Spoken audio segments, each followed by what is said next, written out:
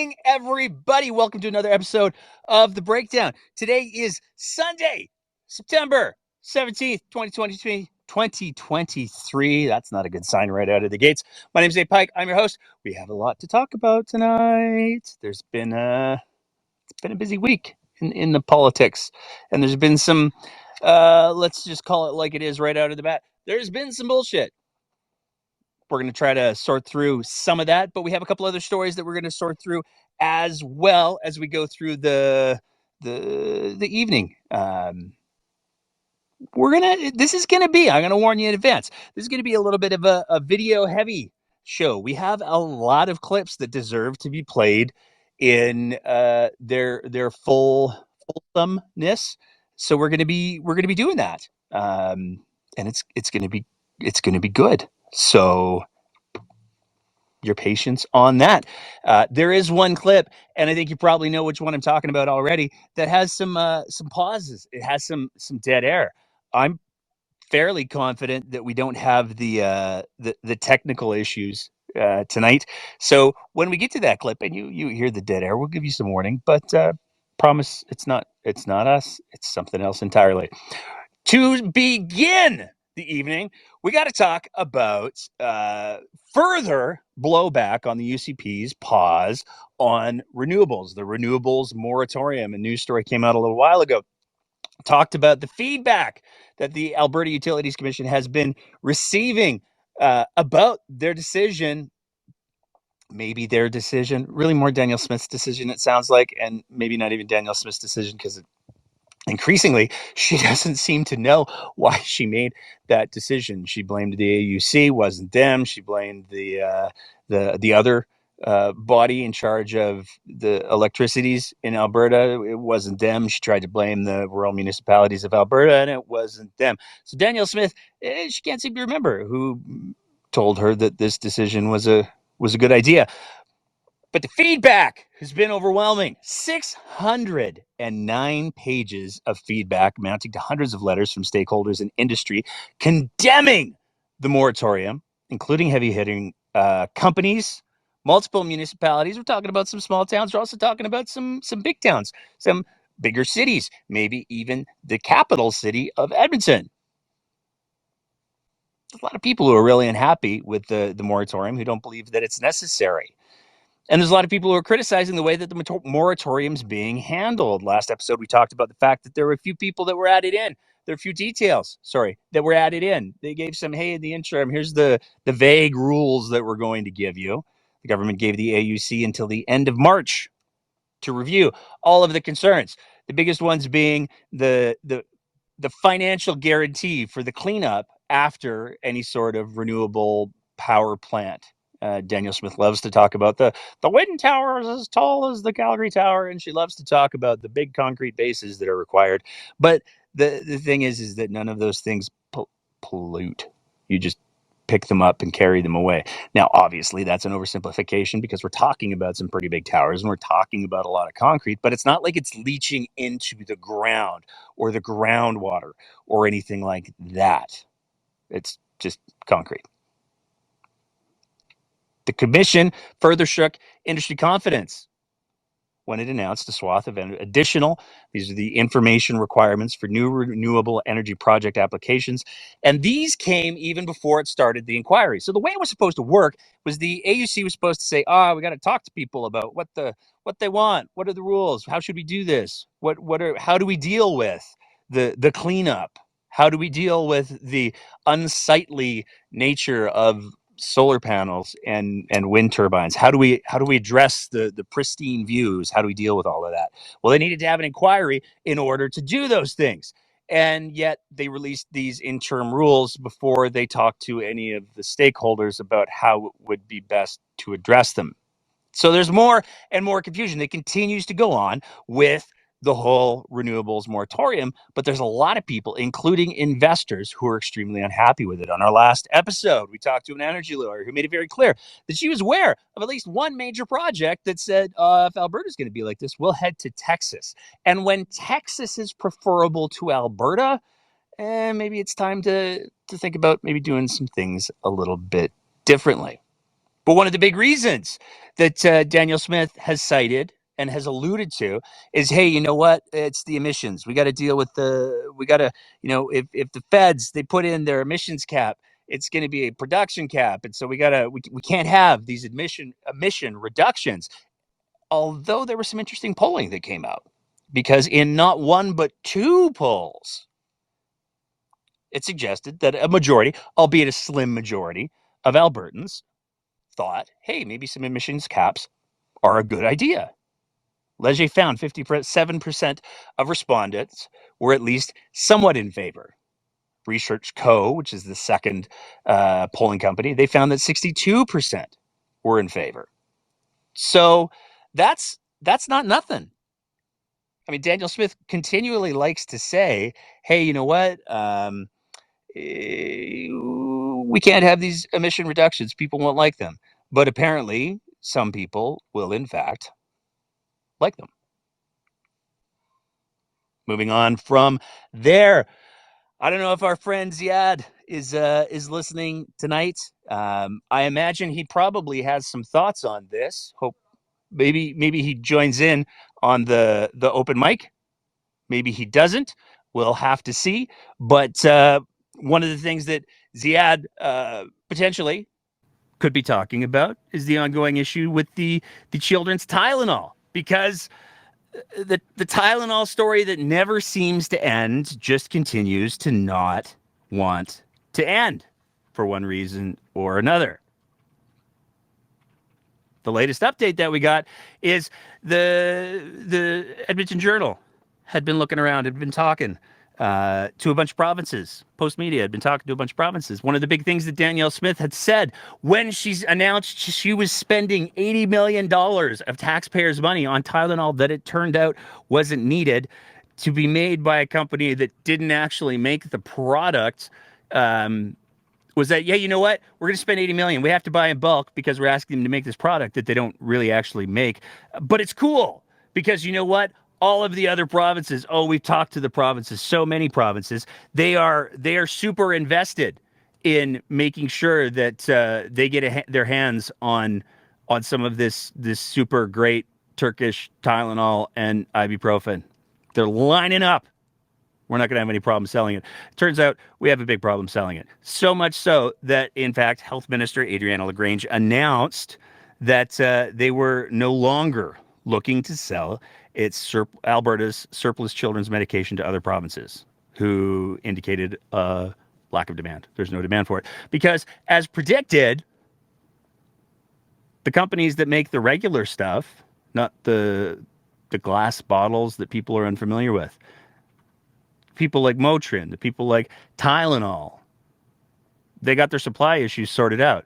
And now there's plenty of children's Tylenol or acetaminophen and children's ibuprofen or Advil or Motrin. There's a ton of it available. People want to buy the brands that they know.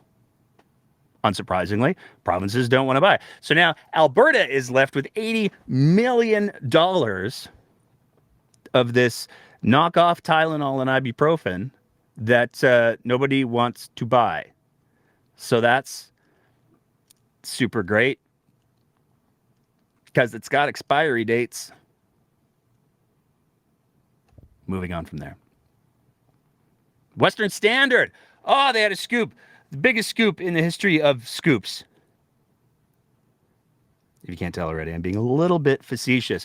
The Western Standard reported on September 7th that, hey, you know what? The Trudeau government, with their crazy emissions reductions, their continued dedication to trying to preserve the environment, they're banning WD-40.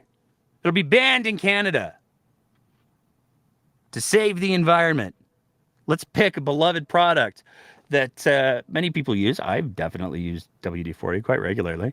Let's pick a beloved product and let's say, the Trudeau Liberals, they're getting rid of your WD-40. They're coming for your lubricant of choice. Except that's not the case at all.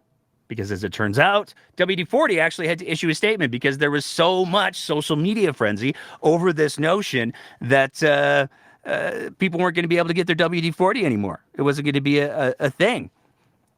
WD-40 released the statement.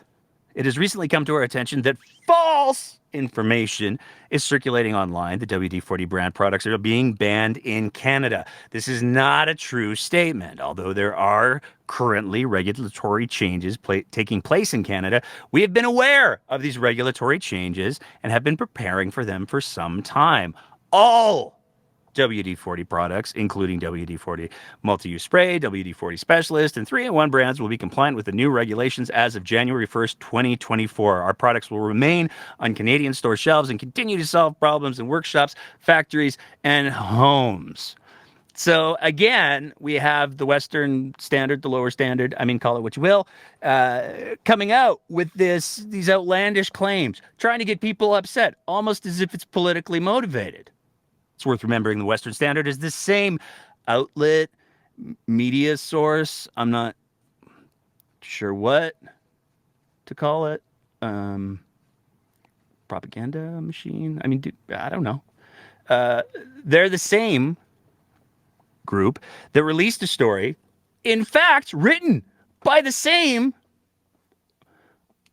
creative writer, a little while back, where they talked about, we heard this story about this trans person who's in this female's locker room and just swinging their junk around like there's no tomorrow. It's all very alarming, and the kids were scared. The kids were scared, and the moms were scared, and everybody was scared.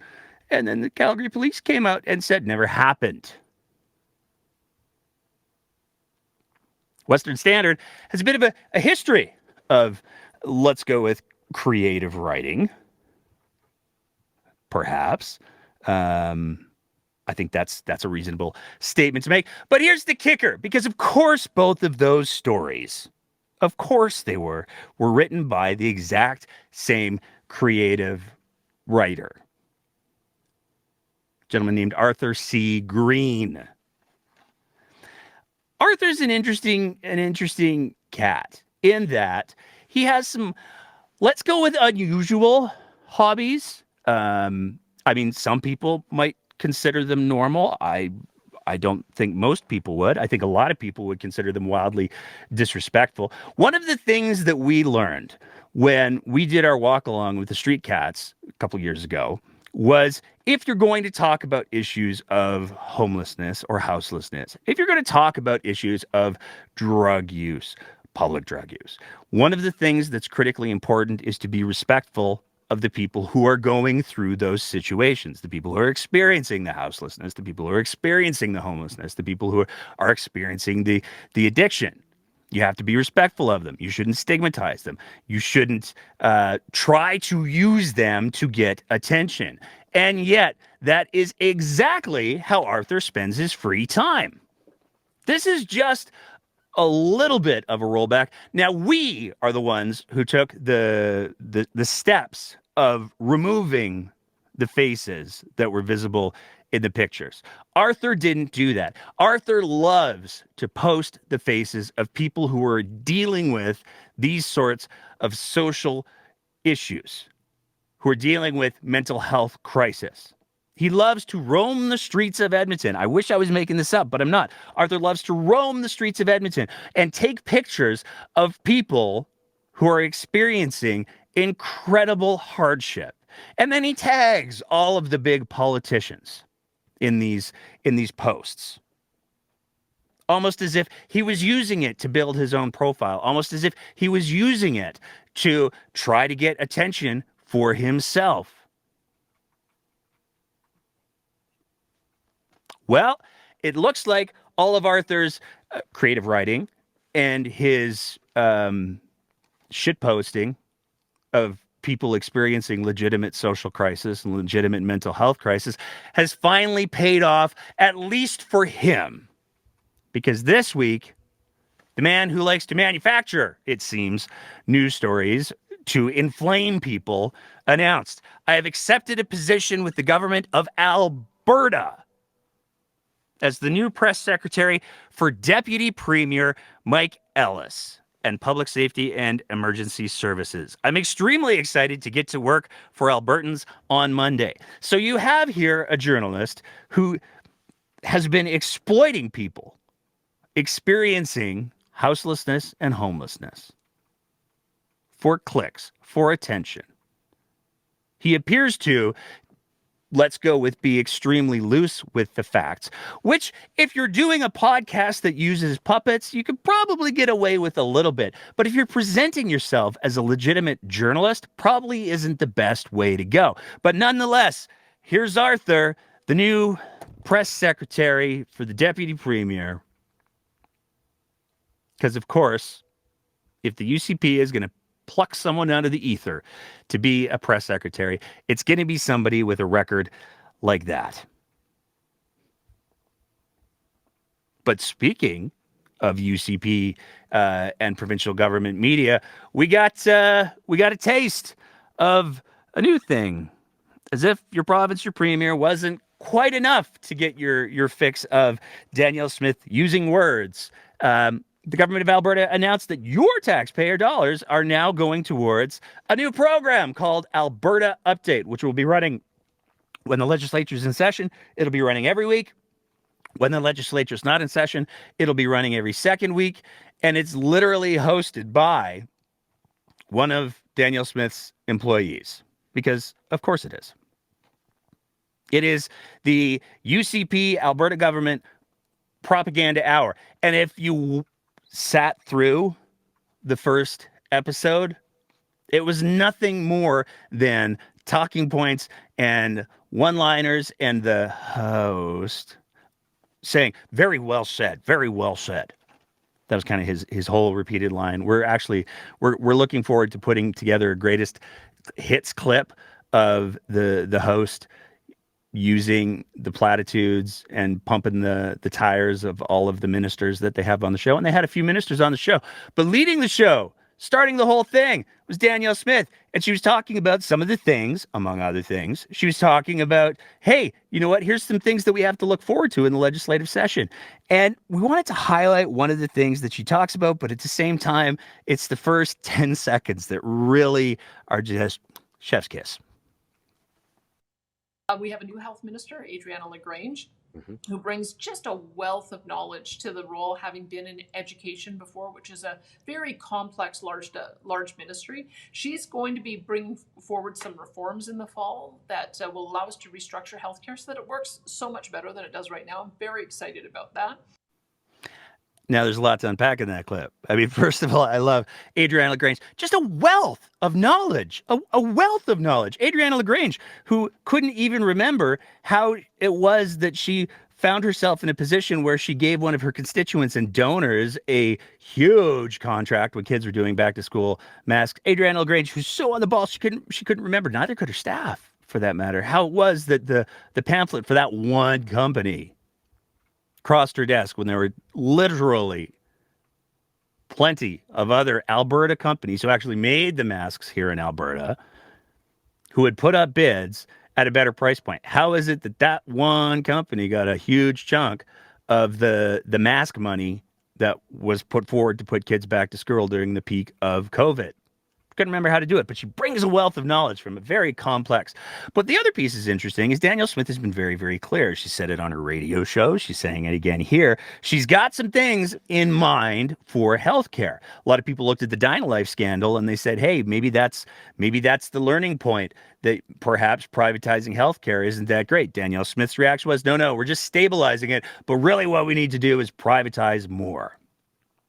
So the fact that she's saying that healthcare is going to be one of the key items in the legislative session gets to be really important and really relevant really quite quickly, especially given some of the other events that we saw going throughout the week. And this is where we're going to talk about the E. coli outbreak, which is, to be clear, absolutely tragic. For anyone who's not been following the situation, what we know so far is that a boatload of preschools and daycares that were connected to a central kitchen have experienced an E. coli outbreak. Now, E. coli in and of itself, the bacteria in and of itself, is quite treatable. The problem is it releases a toxin, and that toxin can do extraordinary damage. There have been well over 300 cases that have happened with dozens of hospitalizations. And as per last count, almost 10 kids have had to undergo dialysis. This is a huge crisis. And it has been handled in, I don't know, I guess ways for a while. One of the first things that happens after almost a week of silence was Adriana LaGrange and the Minister of Health, the Minister of Health, Adriana LaGrange, and the Chief Medical Officer of Health, who as of yet hadn't made any real public appearances since he got the role. They came out. And, you know, if you've got 10 months or so after taking a job that's going to be in a high-profile position, you might think that maybe the powers that be would offer up, I don't know, some media training, some talking points for your very first press conference. It's a big deal.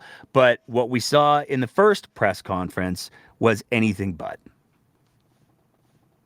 It's been a week, right? So can you explain to those parents who have kids in hospitals why it's taken the Chief Medical Officer of Health and the Minister of Health a week to even address this publicly? That's a question for both the Minister and the Chief Medical Officer. So there have been daily communications, and as we've been collecting... Specifically for you guys. I think, again, this has been an investigation that's been ongoing. There have been daily reports coming from Alberta Health Services.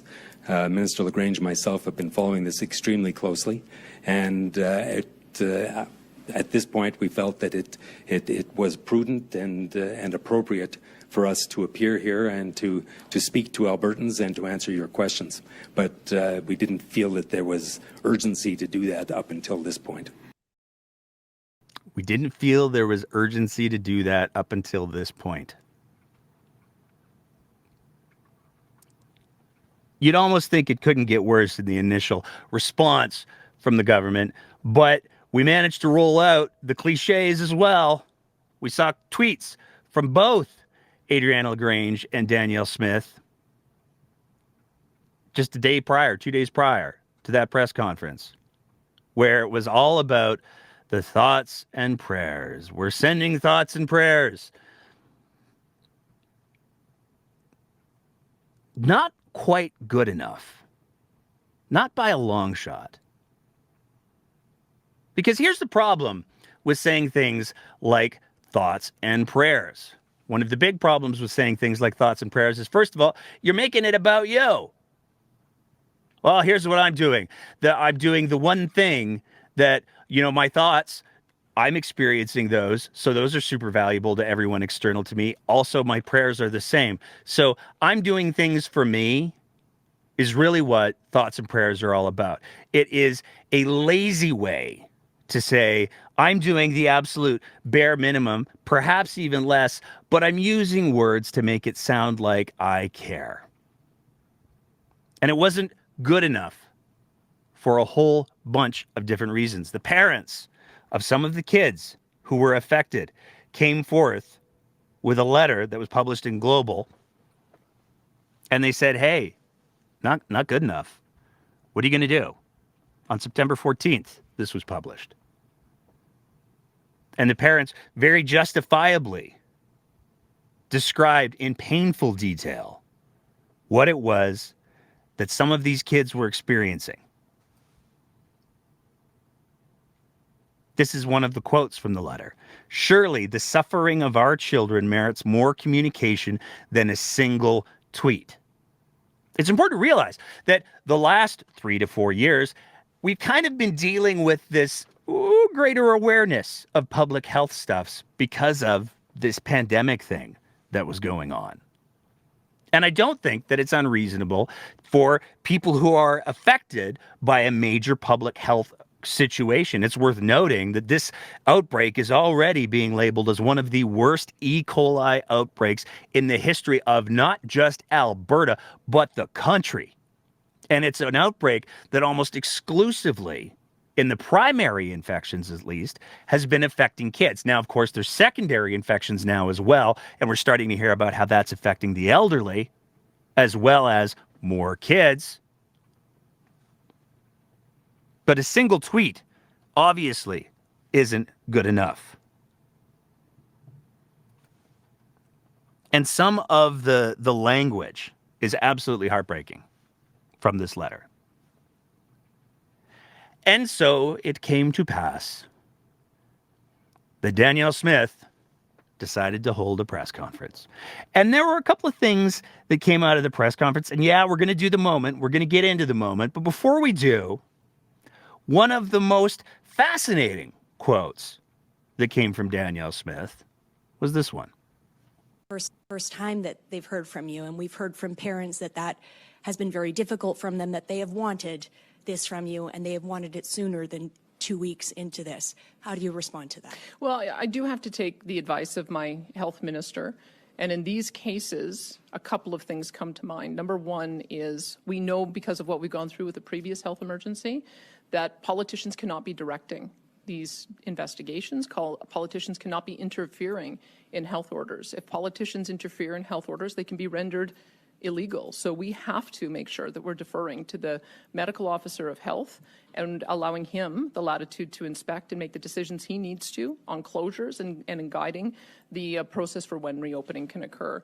The other part of the factor was we didn't have answers in the first week. I mean, So Danielle Smith is a champion of government not interfering in public health emergencies or public health orders. Didn't have that one on the bingo card, because anybody who's been paying attention to Alberta politics for the last little while knows Danielle Smith is the person who called the justice minister to ask if there was some way that they could just make the charges against Archie Pawlowski go away because the people, they didn't like it.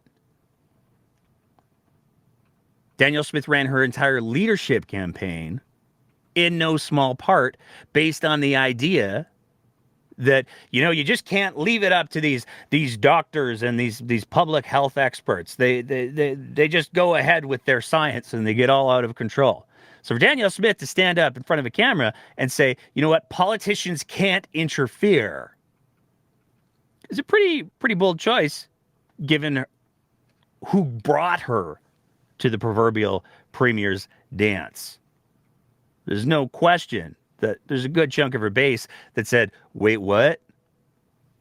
And they were deeply concerned by that. Some of the commentary that occurred on social media around it was really quite something to watch. But that brings us to the moment. Now, this moment has been the source of a lot of debate. We're going to play the whole thing because there's a lot to unpack. And in order to do that, we want to play the whole thing. We're not going to include the teleprompter bit, though. Believed to have happened was a violation of food safety standards in a shared kitchen, and undoubtedly a violation of parents' faith in the system. When people entrust their child to someone else, they expect their child will receive the best possible care. Families are watching in anguish, watching their children suffer from a preventable cause. They're enduring extreme stress, afraid of what the outcome will be and how this will affect their child's health. It's unimaginable pain, and I'm heartbroken by what these families are going through.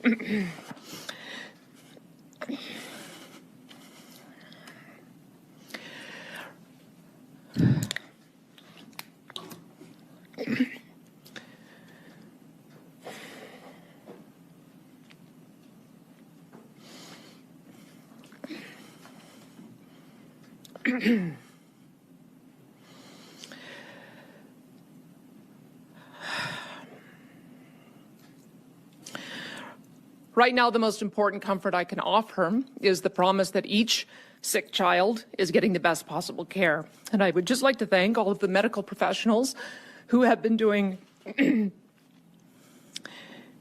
everything they can to treat and to heal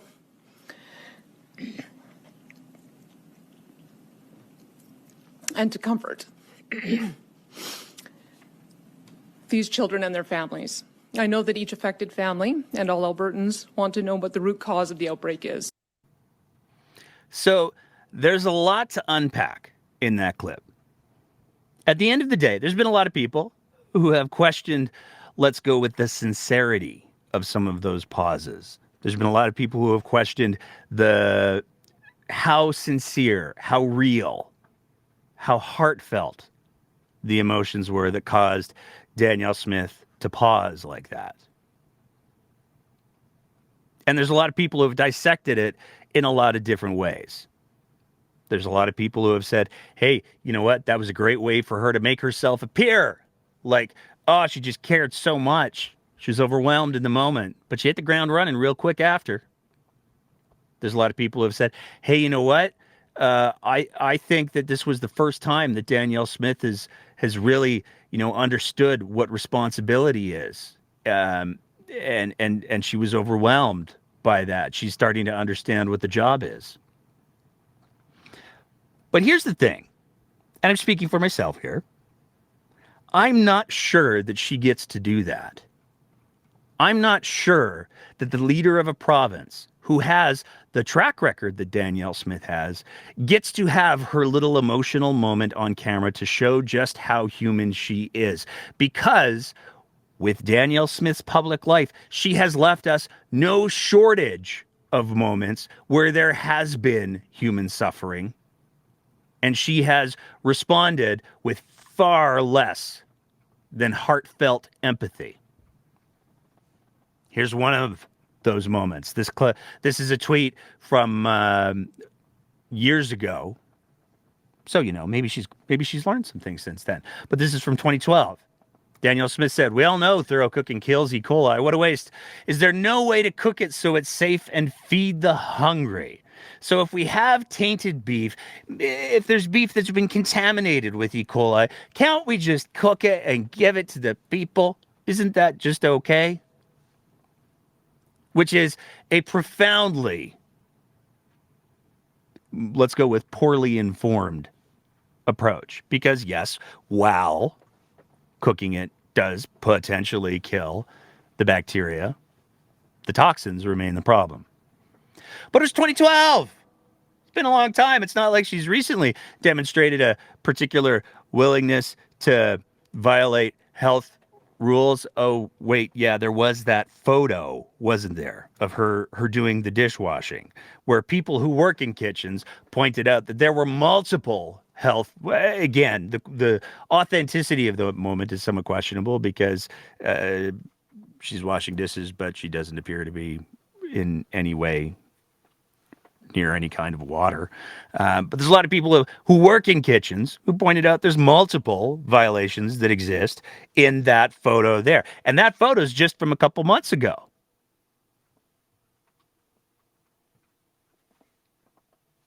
But there's always more with Danielle Smith. That's part of the challenge. One of the accounts, the Twitter accounts, I seriously, if I ever find out who this person is, I will buy them a fancy cup of coffee of their choice, because the Twitter account, Disordered YYC, has done an unbelievable job of sorting through an incredible volume of footage of Danielle Smith using words. Now, even if we ignore the fact that Danielle Smith said in 2012, well, what if we just cooked the E. coli off and gave it to the homeless, in effect? Even if we ignore the fact that she posed for a picture just recently in a kitchen where she had multiple health violations allegedly going on. Even if we ignore the fact that her restaurant has actually been cited for health violations, particularly to do with the storage of food. Even if we ignore all of that, this clip shows just how seriously Danielle Smith believes health rules should be followed. And as you listen to this clip, I want you to bear in mind that when she's talking about her restaurant. And earlier in the clip that we played, she talked about how there is a violation of trust, because when somebody chooses to trust someone with their kids, whether it's caring for their kids or feeding their kids, that is a tremendous violation. What did Danielle Smith have to say in 2021 about the importance of health rules in her establishment, her restaurant? My husband had to take me out of the restaurant because I told my hairstylist that I wasn't going to check vaccine passports. And she told one of her customers, and the customers called AHS, and so AHS was going to shut us down. So that's what snitch lines do. So he kicked me out of the restaurant, but only let me be in if I did the dishes. So I did dishes for about 6 months because I just wouldn't do it. Danielle Smith talked to a hairdresser and said, I'm not going to enforce the public health rules that have been put in place to protect people from a pandemic that to date has killed, taken the lives of almost 6,000 Albertans. She wasn't going to follow those rules. She bragged about the fact that she wasn't going to follow those rules to her hairstylist, who then told somebody else who called AHS. Danielle Smith's response to being held responsible for her words, for her decisions, was to call it a snitch line. And apparently, Alberta Health Services said, if you do that, we'll close your restaurant. So her husband, by her own telling of the story, had to kick her out of the restaurant, the front end of the restaurant, and relegate her to washing dishes. Because don't you see, Danielle Smith is the victim in that story.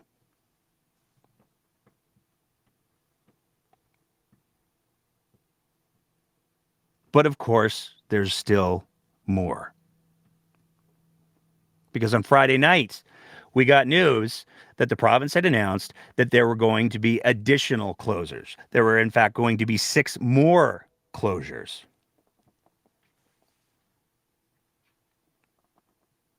That happened Friday night.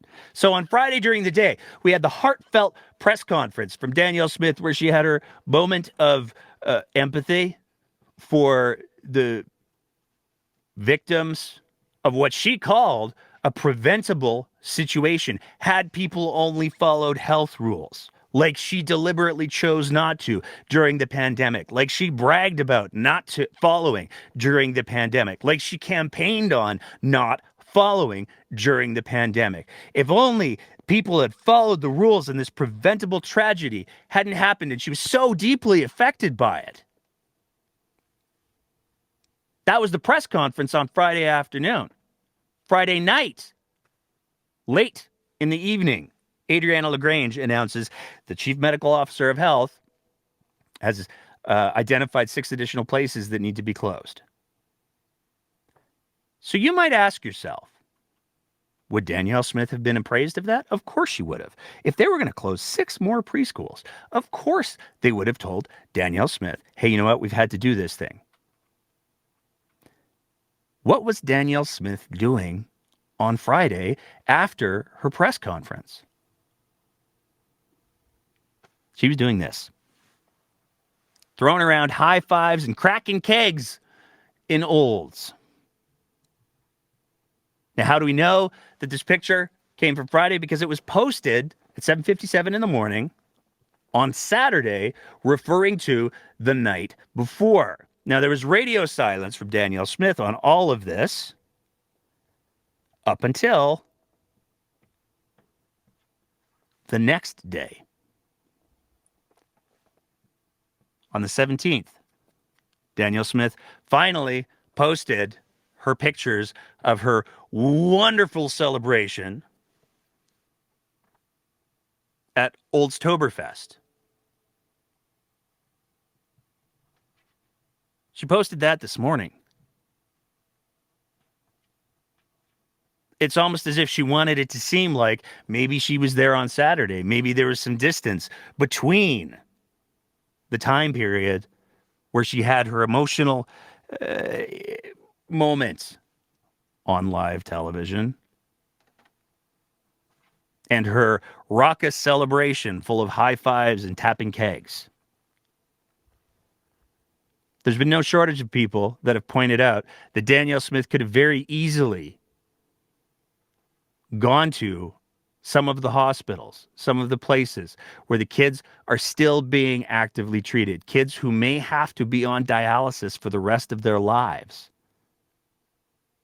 She could have gone and she could have expressed some level of in-person support, because clearly she doesn't have a problem with in-person engagements. But instead, she went tapping kegs and Olds. because it's always about Danielle Smith with Danielle Smith. Even the moment where she had her little moments of whatever made it about her. And that's not okay. Because there are kids who, as Danielle Smith said, could have been prevented from the suffering that they're experiencing. Some kids who are too young to even come anywhere near close to understanding why the things that they're experiencing are happening. Danielle Smith had some kegs to tap, though. Moving on from there. And then I promise we're going to end on a positive note tonight, because this is definitely one of the heavier conversations that we've had. But we're going to go back to the folks at Take Back Alberta. We talked last episode about how Take Back Alberta was bringing Dr. James Lindsay, the famed mathematician and social commentator, to Alberta. There were some problems, though, with Mr. Lindsay. Some of those problems might have to do with some of the non-mathematical opinions that Mr. Lindsay espouses. We brought up his Wikipedia entry. He's a proponent of the right-wing LGBT grooming conspiracy theory and has been credited as one of several public figures responsible for popularizing groomer as a slur directed at LGBTQ educators and activists by members of the political right. Lindsay has referred to the pride flag as the flag of a hostile enemy. We've certainly seen the leader of Take Back Alberta, David Parker, throwing around the word groomer a lot for the last little while. In 2021, Lindsay wrote on Twitter that there will be a genocide of whites if critical race theory isn't stopped. His statement was met with widespread criticism, including from the founder of libertarian anti-identity politics magazine, Claire Lehman, who wrote, James Lindsay is now peddling white genocide theory, implying that a genocide against whites in the U.S. is imminent, has the potential to inspire racist violence. Such comments are extreme, reckless, and irresponsible. They should be denounced. Lindsay has also promoted the far-right cultural Marxism conspiracy theory. Gosh, it's like we're reading straight out of David Parker's Twitter account right now, which alleges a concerted effort by Marxist critical theorists to infiltrate academic and cultural institutions in order to destroy Western civilization. This theory has been wholly rejected by mainstream scholars and has been characterized as anti-Semitic by the Southern Poverty Law Center and others. So it shouldn't come as any surprise that Eventbrite announced that they didn't want anything to do with this shit show. On September 8th, David Parker tweeted out, Eventbrite bows to the woke mob and tries to cancel Conceptual James from coming to talk about protecting our kids in Alberta. That only goes to show we're over the target, folks. People need to know what's being taught. Spelled incorrectly. And again, Mr. Parker has the Twitter blue. He could correct his spelling mistakes if he identified them or wanted to. But while we're criticizing education and curriculum, we're just going to spell words wrong and not fix it when a bunch of people point it out to us. People need to know what's being taught to our children in our schools. The statement from Eventbrite made things a little bit more clear. Hello, we're reaching out regarding your event listing Dr. James Lindsay's Save Our Kids Edmonton event. We've determined that your event is not permitted on the Eventbrite platform as it violates community guidelines and terms of service, specifically our policy on hateful, dangerous, or violent content and events. As a result, your event has been unpublished. Please be aware that severe or repeated violations of our guidelines may result in the suspension or termination of your Eventbrite account. We've refunded all attendees who purchase tickets to your events if necessary. To see a list of the orders for your event, cancel tickets, or communicate directly with any ticket buyers, click here. So it's almost as if Eventbrite maybe took the time to read Mr. Lindsay's, Twitter account or his Wikipedia bio. But David Parker, he's not a quitter. He's not one to give up. He doesn't do that sort of thing. He's not going to give in to the woke. And he's going to do more things. But this is where it gets really, like, you just can't make this up. That's the tragedy of this. is that you just can't make this up. I could understand Mr. Parker relocating his events to Red Deer or Grand Prairie and maybe doing it in a large bar or something like that, but that's not Mr. Parker's style. Mr. Parker wants to get into Calgary and Edmonton. He's got an agenda that he wants to pursue in Calgary and Edmonton. He's been very, very clear about that. So what does he do? He rebooks his event. Where does he book it? At the Maharaja Banquet Hall in Edmonton and the Chinese Cultural Center here in Calgary. Now let's just take a quick second to review Mr. Parker's view on things and stuff. And we don't have to go very far because we used a couple of these tweets in our last episode. David Parker from April 4th of 2022. I love being white. And if you have a problem with that, I feel so. He went after Michelle Rempel Garner, who is, she's pretty far on the right. Michelle Rempel had tweeted out, yes, I humble myself and ask forgiveness and seek to make things right. I have privilege. I am cis, straight, white, but I also am a woman who works in a system dominated by white maleness. But no excuses. I will do what I can. That is all I can do, but it is much. Which is an incredibly responsible thing to say. We've talked about utilizing privilege for positive outcomes on the show for quite a while now. David Parker's take on it, never forget. Michelle Rempel is ashamed of the color of her skin, and she believes she exists in a system dominated by white maleness. This woman is not on our side of the culture war. Vote accordingly. So Mr. Parker makes it very, very clear. He loves being white. It's the best thing ever. But being white doesn't give you any kind of advantage. And also, there's this culture war that we're fighting. So make sure that you fight it and vote accordingly. And this is an event that's being held at two cultural venues. But one might wonder, why is it that Mr. Parker is so committed to making sure that he gets a foothold in Calgary and Edmonton? Well, he's been very, very clear when he went on the Jesperson show. He was talking about the fact that he wants his mandate, his mission. They're not going to mess with the municipal elections. They got their eyes on a different target. Take Back Alberta isn't going to be putting forward a slate of candidates for the municipal elections, but boy, they're coming for the school boards. They want to make sure that Take Back Alberta has school board trustees that align with the Take Back Alberta agenda. But he's not just stopping at school boards. He was very, very clear about this just today when he tweeted out, "Dear public educators, you work for us earning our tax dollars. And if you keep up this indoctrination bullshit, we will fire you, the people of Alberta." Calgary and Edmonton are by no means immune to Take Back Alberta.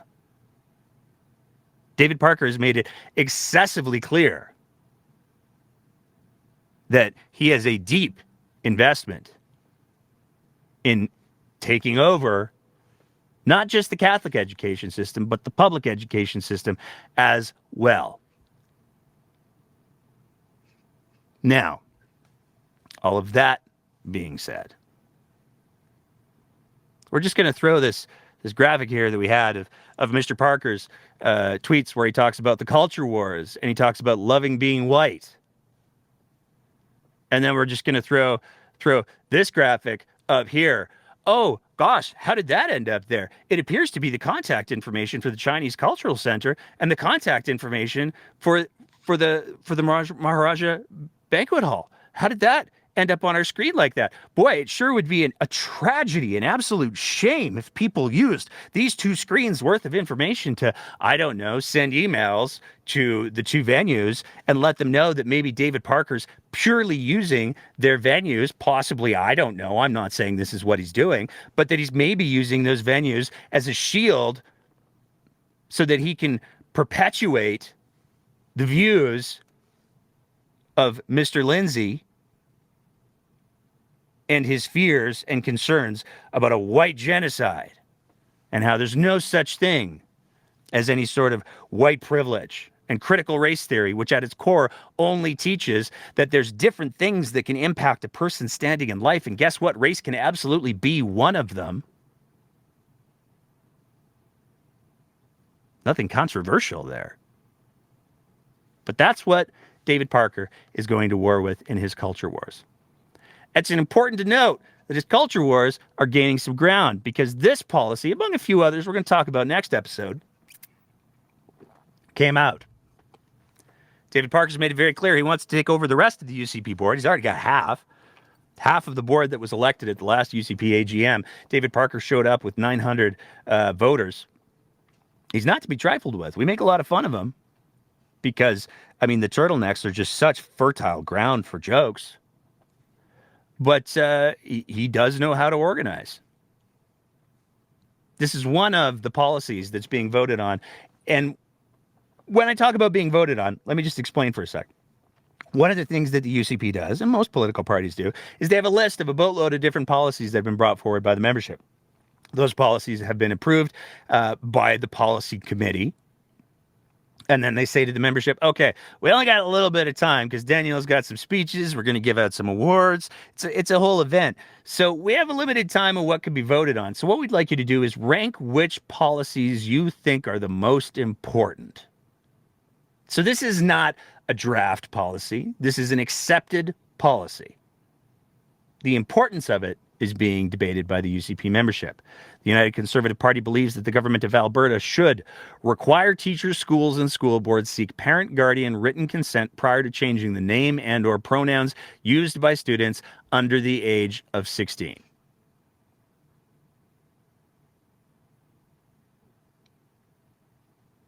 David Parker's been very clear. He wants to go to war with trans kids. He wants to go after trans kids. He believes in parental rights. He believes that parents should be the be-all and end-all and the only authority on how kids are educated. We're going to play a long clip now. This one runs about 4.5 minutes long, but it's absolutely a clip that everybody should hear. This is a University of Alberta law professor named Florence Ashley talking about how parental rights work in Canada. There's also another layer in the Canadian context. Hi, I'm Florence Ashley. I'm a law professor at the University of Alberta, and I did my entire doctorate on basically trans youth in family law in Canada. And the piece that's missing from this puzzle is that parental rights are very much an American idea, one that does not really exist in Canada, in part because Canada is a signatory to the Convention on the Rights of the Child, the virtually only quasi-universal convention insofar as all UN members except the United States have signed onto it and ratified it. And in Canada, this has bolstered this idea that parental rights don't really exist as a standalone things. Parents don't have constitutional rights vis-a-vis their children. They have entitlements, authority, power over their children, but that power, that authority has to be exercised for the benefit of the child. So for instance, we talk about contact with parents, and parents often speak in vernacular of the right to see their child, but really it's the child that has a right to see their parent.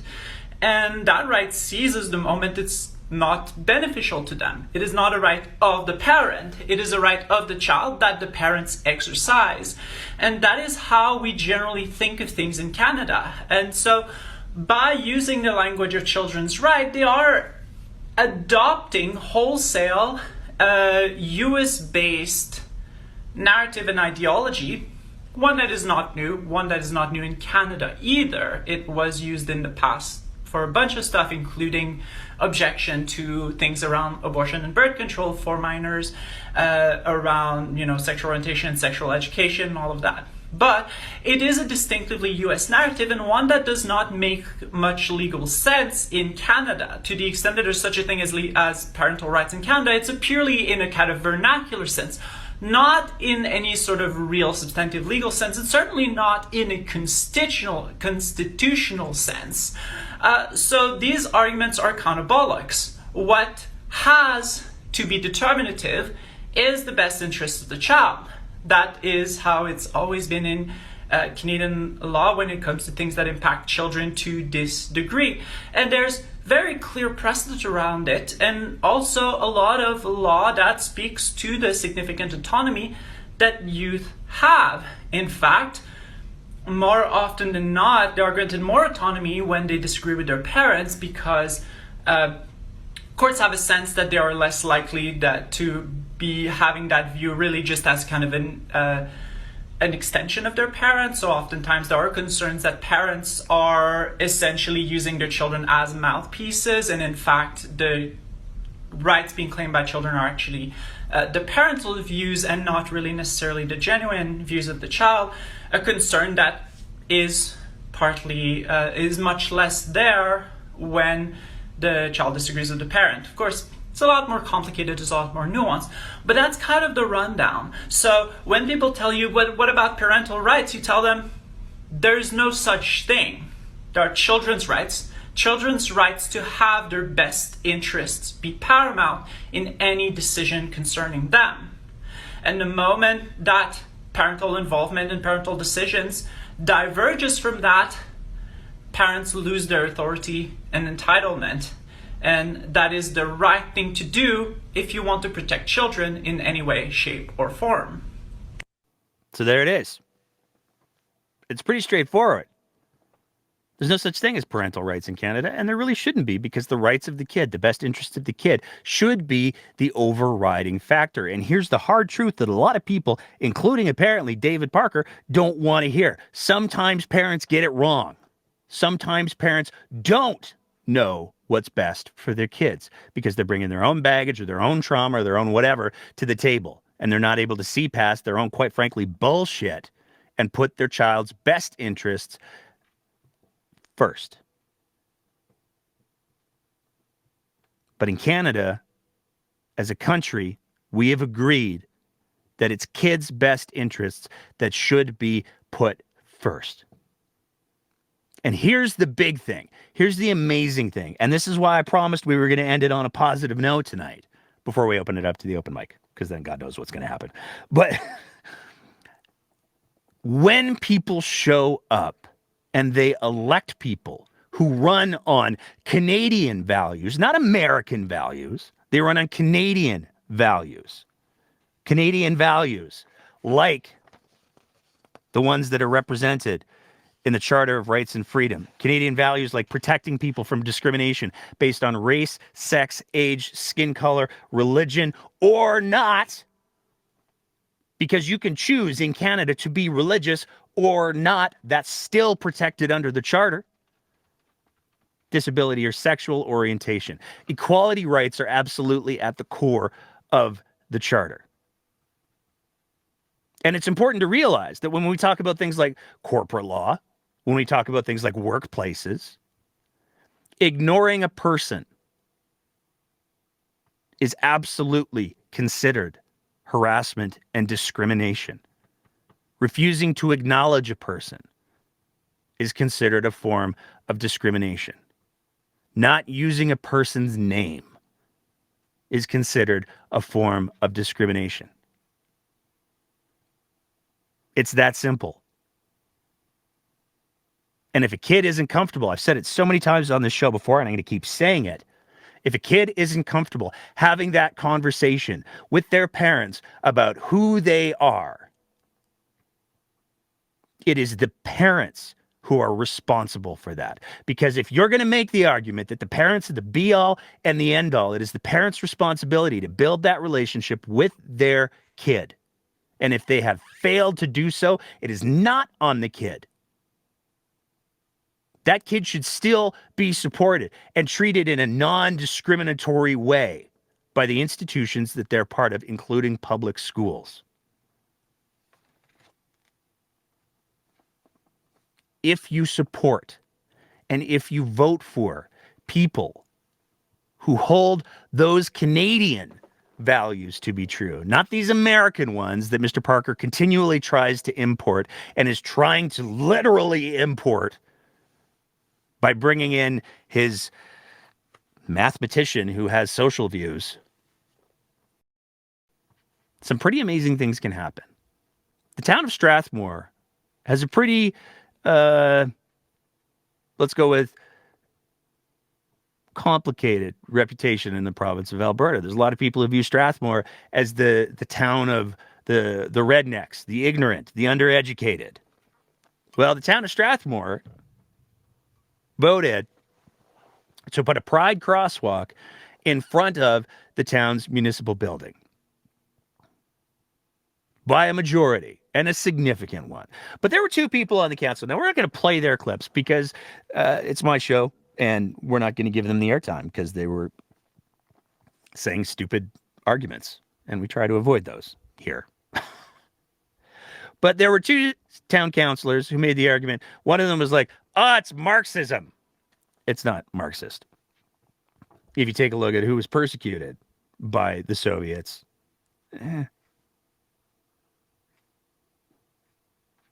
But another one of them tried to make the argument that, hey, you know what? We got to worry about liability because we don't want to be on the wrong side of the law. We don't want people to feel like they're being exploited. We'll get to him in a sec. But I want to highlight two of the town councillors and what they said. I said this was going to be an episode with some longer clips. We're going to play their responses because they are absolutely amazing. And there's something that everybody should be listening to and considering. The first one comes from Councillor Denise Peterson. I just need to say that my belief system drives everything that I do, and I just so firmly believe that communities are for everyone. And everywhere in our community, there are public symbols of support for groups. And I'm particularly proud of this community that we move in directions that look at persons who've been marginalized in this community. Outside of this office is a garden that represents our Indigenous community and accepts that these huge and grievous wrongs that were done because there were enormous misunderstandings that drove considerable distress and harm to a particular group. When it comes to this crosswalk specifically, and in terms of the motion, visibility and inclusivity are critically important to marginalized groups. And a pride crosswalk should serve as a visible symbol of support and inclusivity. And it sends a message that this community is valued and it's accepted. And this is a community that has been marginalized, has been tortured in some cases.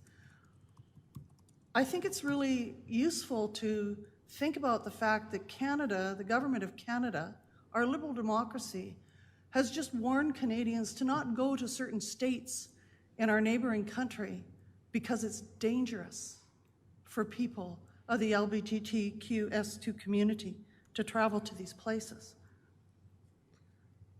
A pride crosswalk in this community, from my perspective,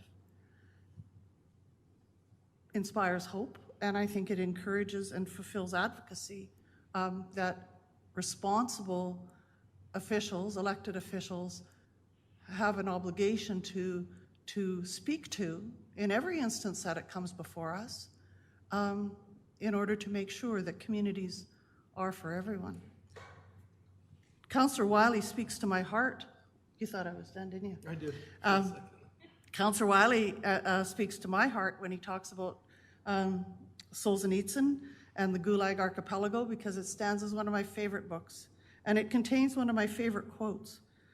One of the things that Solzhenitsyn said was that violence can only be concealed by a lie, and the lie can only be maintained by violence. He goes on to say that when this is proclaimed, and violence is the method, people are inevitably forced then to accept that lie as the principle. And I think it applies when we talk to this, Because while the quote does not directly relate to bigotry, it is related to the concept because it highlights the connection between the violence that's been visited on a marginalized group by a more powerful entity. And it speaks also to the maintenance of power and control over a marginalized group. So this is why it becomes even more important for people in a liberal democracy to stand for persons who are marginalized. Otherwise, our communities cannot be for everyone. And so, Your Worship, I am not in favor of this motion and certainly would applaud the group that has continued to fight this very necessary fight. Some incredibly important words from that town councillor. But she wasn't the only one who had some incredibly important words. So we also want to play for you so that you can hear them, the comments that were made by Councillor Melissa Langmaid. Your Worship, I'll try and keep my comments fairly short here. It's no secret to this council or anyone in this community where my heart lies in this matter and where I believe the right decision lies, and that's in making our community a more welcome place for everybody. And that includes recognizing the people who are already here. I don't see this, and I struggle to hear that this is a political issue because I don't believe this is about politics. This is about recognizing the rights of the people who live in our community to feel like, to number one, exist, number two, and to feel like they're safe and welcome in their community. This is one very small way that we can start to show that our community is a welcome place for LGBTQIA2S+ people. This, if we look back in history, this decision has actually been decided in Strathmore before. We have previously, past councils, not this council's, previous councils has approved a Pride crosswalk in Strathmore. And when I discussed this with members of the community, I received varied feedback. However, one common thread I heard was, wait, didn't we do that already? Which tells me that this is more than time. This is more than time that we do this. As my co-councillor, Councillor Peterson has mentioned, we have signs and symbols of welcome and inclusivity of all groups all over this town. This is another one. And I'm just going to keep it to that. I do not support this motion. I fully support the decision that has already been made by this council and by a majority of this council, and that's that a Pride Walk be installed in Strathmore. And I hope we can move on so that we can decide a location. Those two speeches from those two councillors represent what you can get if you vote for Canadian values, if you don't go down the rabbit hole of conspiracy theory and fear. Those two speeches are incredibly powerful and they're incredibly important, not just because every single word that they said rings true, but because those words rang true in Strathmore, Alberta. And the town of Strathmore, Alberta made the decision to put a Pride crosswalk in because communities should be inclusive places. Communities should be places for everyone. The same should be said about public schools. And this is why it is so important that people pay attention to the fear-mongering that people like David Parker are trying to whip up to their own advantage, to their own gain, to their own insecurity. Because that's all that it is. And when we take a look at what Canadian values can be and what Canadian values aspire to be, and I'm not going to stand here and say we knock it out of the park as a country every single time, because God knows our history is littered with tragic examples of where we as a society have failed. But there are also many examples where we as a society have become better than we were. And that's what we need to focus on. People who want to drag us back into the past need to be left there. because the future of this country, the future of this province is going to be decided by people like those two amazing councillors. And if those two amazing councillors can exist in a place like Strathmore, Alberta, they can exist anywhere in this province if people choose to show up for them so that they can show up for their entire communities. Now, of course, there's a kicker.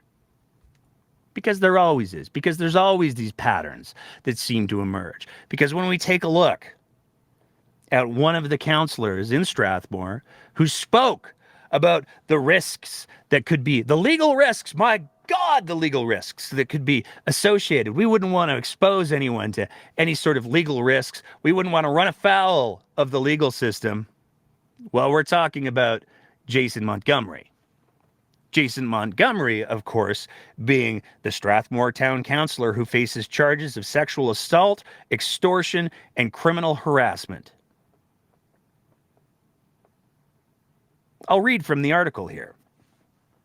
Jason Montgomery is also charged with publication of an intimate image without consent, extortion, and criminal harassment. The town councillor is next scheduled to appear in court in Strathmore on August 15th. The publication ban protecting the identity of the alleged victim is in place.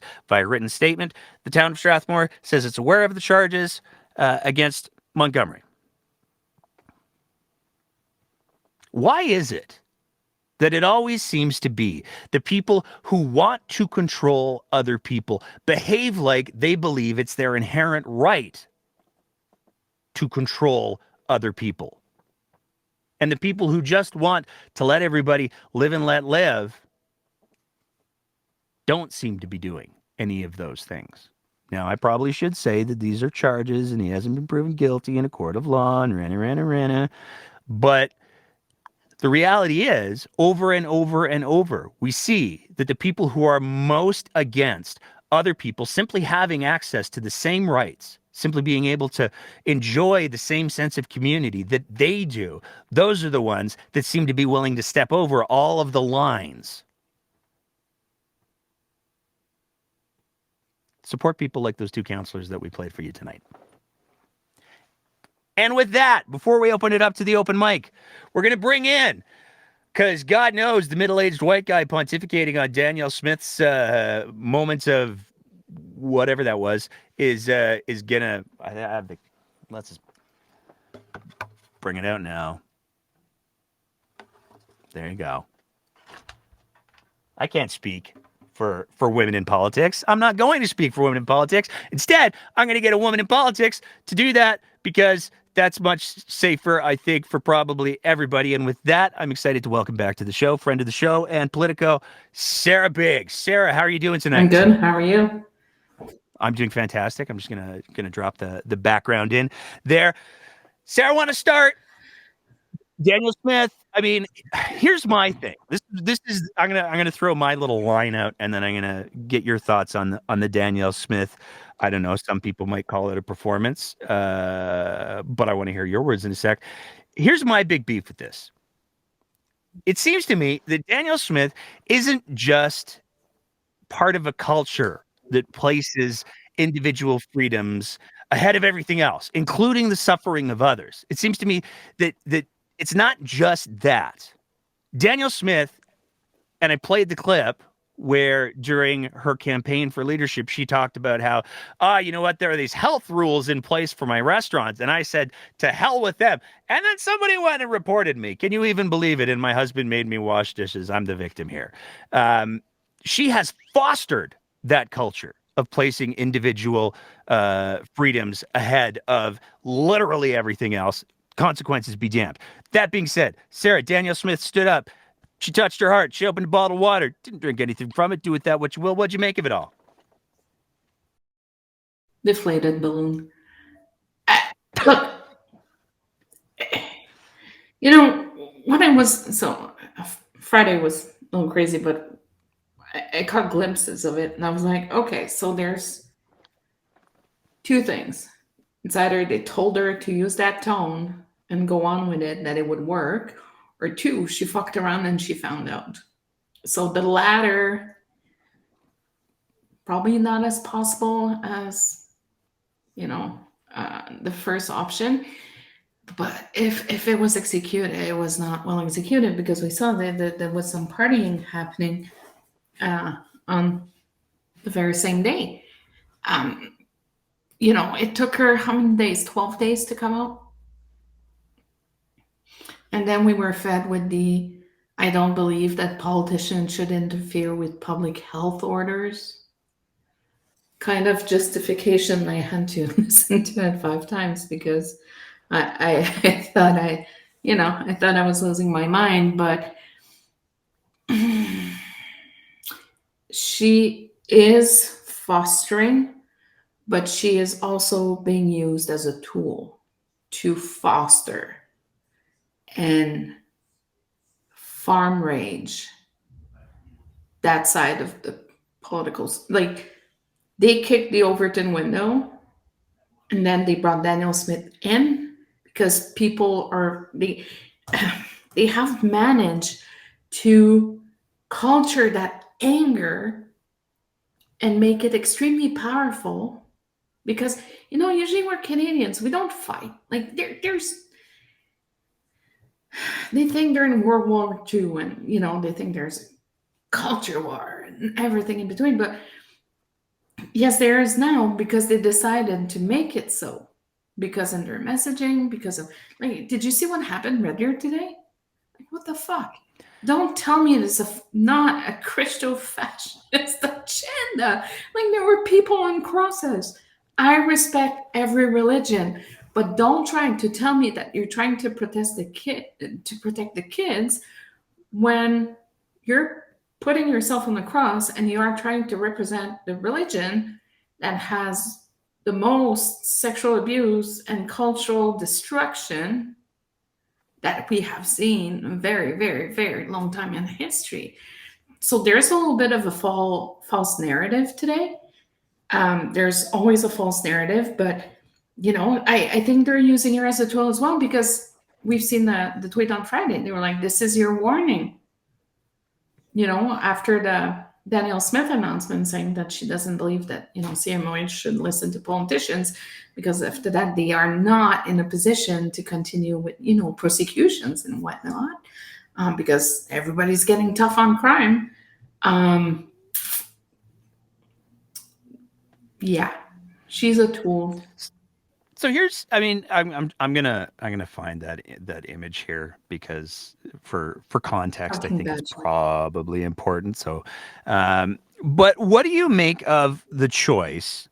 Because here's my thing, and I'm just the host of a subpar podcast. But if I was making the hold on, boy, sorry, apparently it was the tweet is not real today. Okay, perfect. There we go. Thank you to my husband. Sorry, but there was stuff happening. So here's the question that I wanted to get to.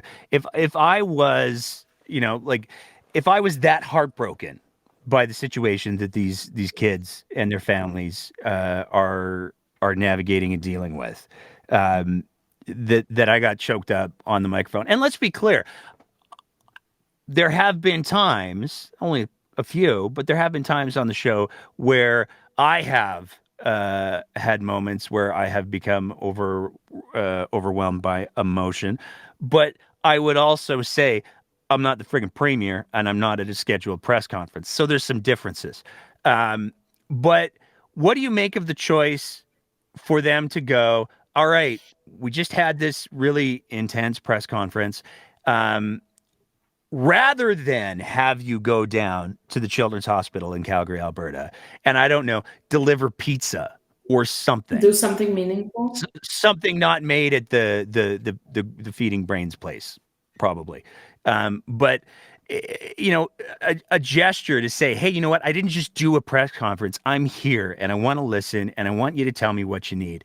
It wouldn't have been a big detour, but instead of doing that, it appears she went and tapped keg through my fives and olds, because beer and rodeos, man. What do you make of that PR choice? Well, maybe the engagement was confirmed a while ago, but on the PR side, like, it doesn't look good. Just cancel the damn event at this point. Premiers have canceled events in the past. Ministers have canceled events in the past. You know, she should have been on the ball, on the mic, a day or two after the outbreak was declared, saying, we're on the ball. This is what we're doing. She should have been there. That's the thing, because when things like that happen, so there was a lot of pressure for Smith to come out. That's number one, to come out in the shadows. Because when things like that happen, the population's looking for leadership. And when leadership is missing, that's when we have a problem. So there was a lot of public pressure, and then whoever deals with the premier's PR, or Rob, whoever made the decision to put her on that podium, they should have done better planning. It is not me to judge the premier's feelings. Maybe she was feeling it at some point. I do not know. I'm not in the room. I'm not making the decisions. But I'm going to say that it is very poor choice to come out 14, 15 days after the outbreak happened. Well, 12 days? I don't even know anymore. 10 days? I don't know. 10. Let's say 10. We don't know when the first case appeared definitively, so I think we can safely say around 2 You don't weeks. go tap a fucking keg in Olds and high five everybody and cheers beer boots. You just don't do that. Here's my two things. Like, first of all, Olds is a whopping 70 kilometers away from Calgary. So I am it's not like the UCP has never started events late like that one. The press conference, they started late, and every other event that they do, unless it's one of their PR events, those miraculously seem to start on time.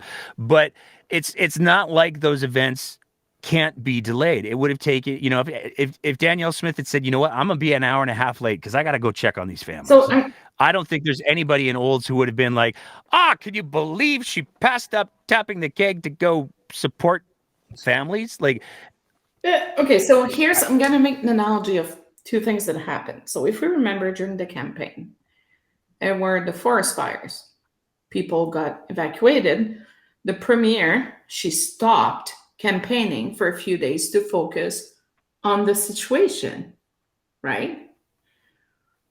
Why didn't she stop her event in Olds to make sure that she is able to have a full hands-on on the situation that we're dealing, because they went to visit the evacuee centers in Edmonton and Calgary. Absolutely, they did. Why do those kids do not deserve the same level of attention? Like the same day, the news about the Taranel came out that provinces are not interested in buying it. So there was a lot of things that were happening, but you don't remain silent when you have 275 kids suffering, tons of daycares closed, and just showing up to announce that $2,000 will be, given. I can't wait to see the fine prints. I really hope it's not preemptive to any class action. I have questions. Hopefully not, but we never know. But at this point, just stop the party, man, like you did during the campaign. It looked good during a campaign. It looked really good during the campaign. But campaign's over, so it's not worth it. Do you think that one of the things that I've been kind of percolating on is Danielle Smith has historically behaved with almost I would use the words callous indifference to human suffering. Her reaction to the pandemic, certainly a strong example there. The fact that she was like, I'm not going to check ID passports. And her husband allegedly had to stick her in the dish pit. The fact that she has tweeted out some of the things that she's tweeted over the years, like why don't we just feed it to the hungry people? She has an established pattern of not getting it. I'll be generous and say it that way. Now that she has shown to some that she has the capacity, allegedly, to get it, has she set the bar for now you have to behave like a human being, Danny. Now you have to behave like you actually give a rat's ass about people. Is that something that you think she'll be held accountable to, or is everybody just like, has she sold it to the people who need to buy it and screw everybody else, or what do you think? I'll believe it when I see another occurrence. God forbid we could do without tragedies, but if something else happens, it's a one-off. We'll see what's going to happen. It's weird. All the extremely right-wing conservatives were extremely quiet on that matter. They only lit their hair on fire when Smith said that, she couldn't intervene with CMOH decisions and potential, in order to avoid, issues with potential persecution. So I'll believe it when I see it. We had a one thoughts and prayer tweet late in the game, and then she showed up. Like I said, I was not a fly on the wall. I do not know what she was feeling, but dude, go check on the kids. They're suffering. Just go check on their parents. It always makes a difference in the world when you ask, are you okay? Especially when you are elected to act and to make decisions that will benefit Albertans. You are there, your oath is there to protect the population, not special interest group. Your oath that you take is that you will have to do your job at the best of your ability. But sometimes the best of your ability doesn't stop at a press conference. The buck doesn't stop there. It's the extra steps that people will be noticing, because we're used to pressers. We have pressers all the time. But what are the subsequent actions that will be taken? And will she have the initiative, or will her staff around her will have the initiative and the courage to send her to the hospital, check with the kids, check with the parents, with no media? We don't need media. Yeah. We really don't. We need a statement from the premier saying that she has been taking time going to sit with the sick kids, with the parents. Is there's enough room at McDonald's house for them to be housed if they need help? Do they have all of the resources? And the kids that are affected, is it parents on precarious employment? Are they parents that have other kids? The other kids been, has contracted E. coli? There is so much to look into. And just to bring your support, like they did during the forest fires, sometimes, she made herself look good during the election because she took the time off. And that was extremely well done from them. And I know a lot of people will hate me for saying that, but that was well executed. It was good.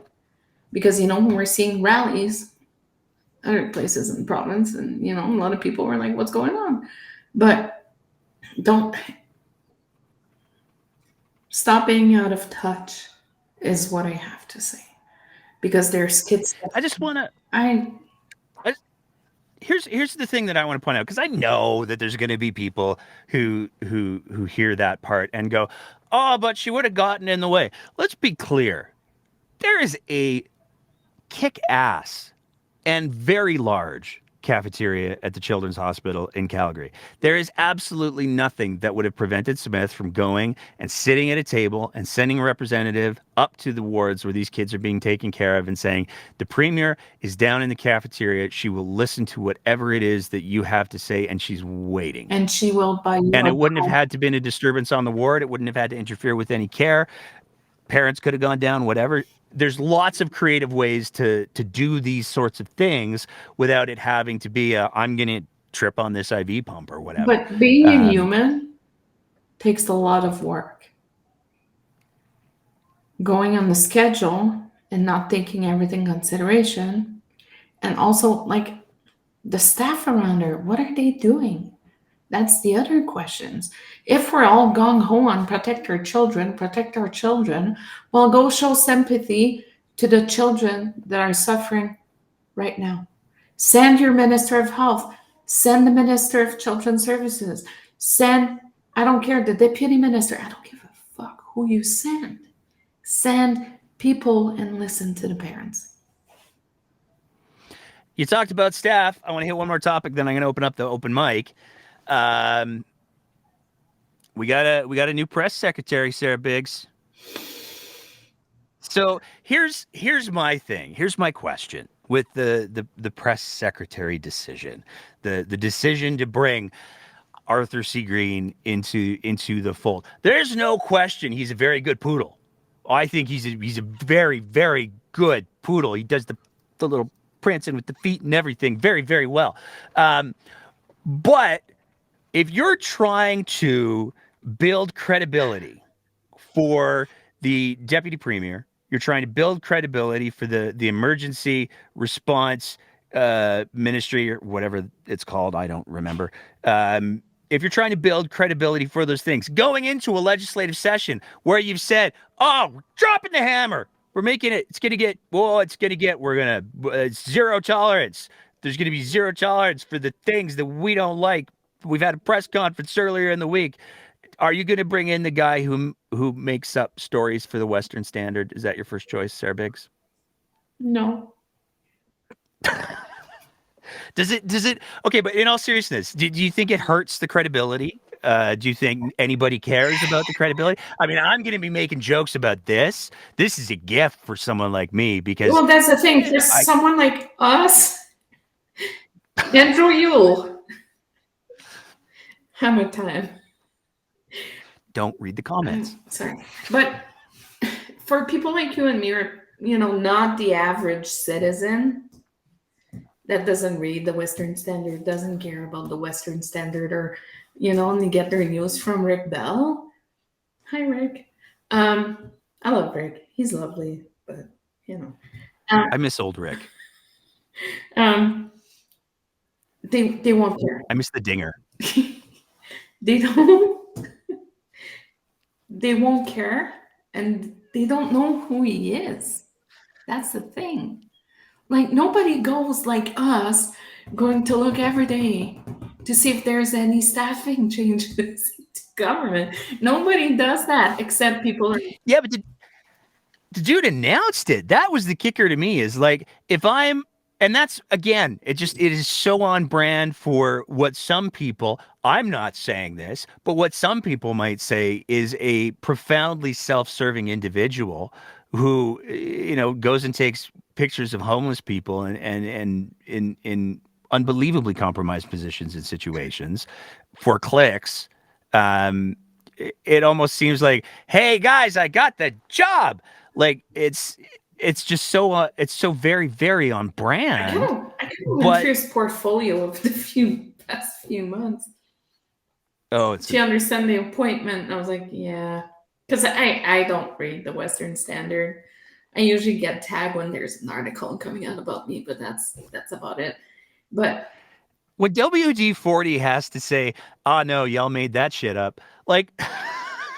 When WD-40 is forced to weigh in and fact check the article, I just feel like you're not building industry confidence.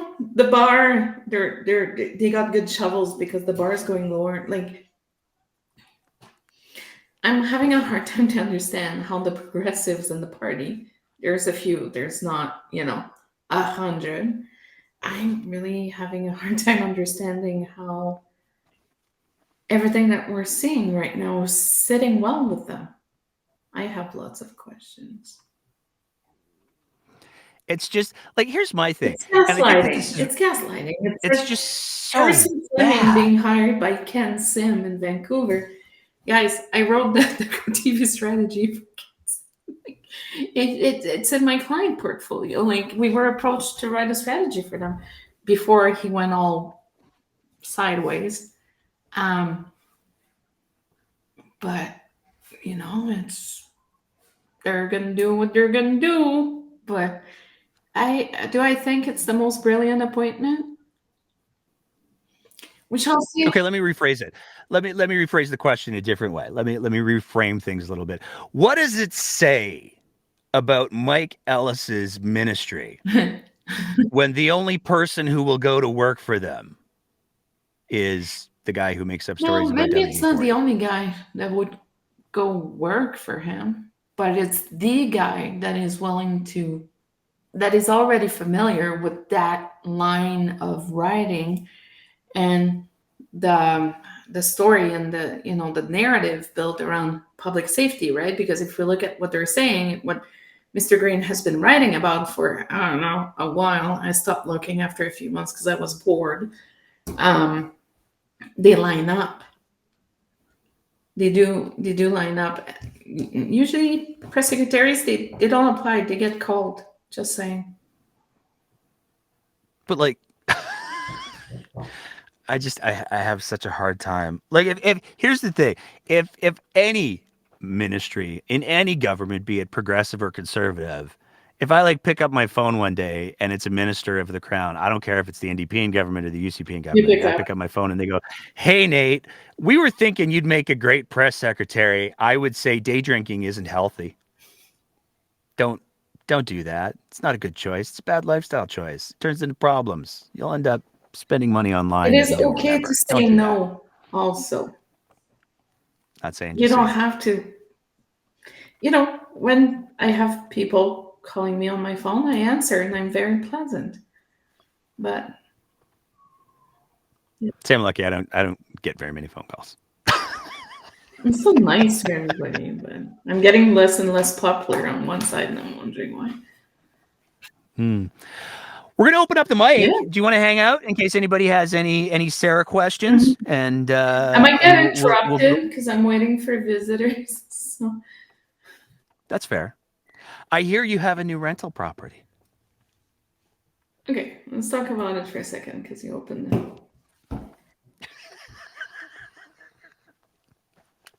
Sakes. Facebook, man, it'll get you every time. So we have our, I'm not going to give the details, nothing. We have put our residence on the market. And somebody today decided to put it on for rent on Facebook. And there's been stuff going on for about a couple of weeks. I've been getting weird emails, and so I texted Nate. I was like, Nate, what do I do? And I have to file a report. Welcome to my life. It's fraud. It's literally like they lifted the pictures from your real estate listing and then posted it as a rental. And you know that person who's doing that is going to be like, yeah, all I need is a $7,000 deposit. The property, sure, it's delightful. There's, I don't know, a gazebo. I don't know if you have a gazebo. We have a I'm just hot making tub. that up. There's a hot tub, $7,000. You get the house with the hot tub. And then some poor fool who is desperate in this rental market and the housing situation that we have. And yes, I haven't forgotten about that topic to everybody who's like just ready to go with the housing stuff. Thank you, City Council. I wanted to wait until that was done because I want to be able to unpack it accurately. We're not going to get into it right now, though. That's a whole other episode. No. Somebody's going to be like, I'm desperate. That looks like a place that I could maybe afford. It's a nice, and then they send somebody money, and then they're even more screwed than they were before. And also so with it's fraud. Work that I do and the emails that I get, sometimes I need to be a little bit more careful because some of them know where I reside because there's lists out there. So there's a layer of protection, but I'm just waiting for the police to stop by. There we go. So if Sarah has to duck out, it's because the police are knocking on her door. But we're going to open up the mic now. We're going to bring in Chris, who spoke for the first time with us last episode. And so we're going to ask Chris. Chris, what's going on tonight? Hey, not much, you? I'm doing this like... Sorry, yeah, sorry for that.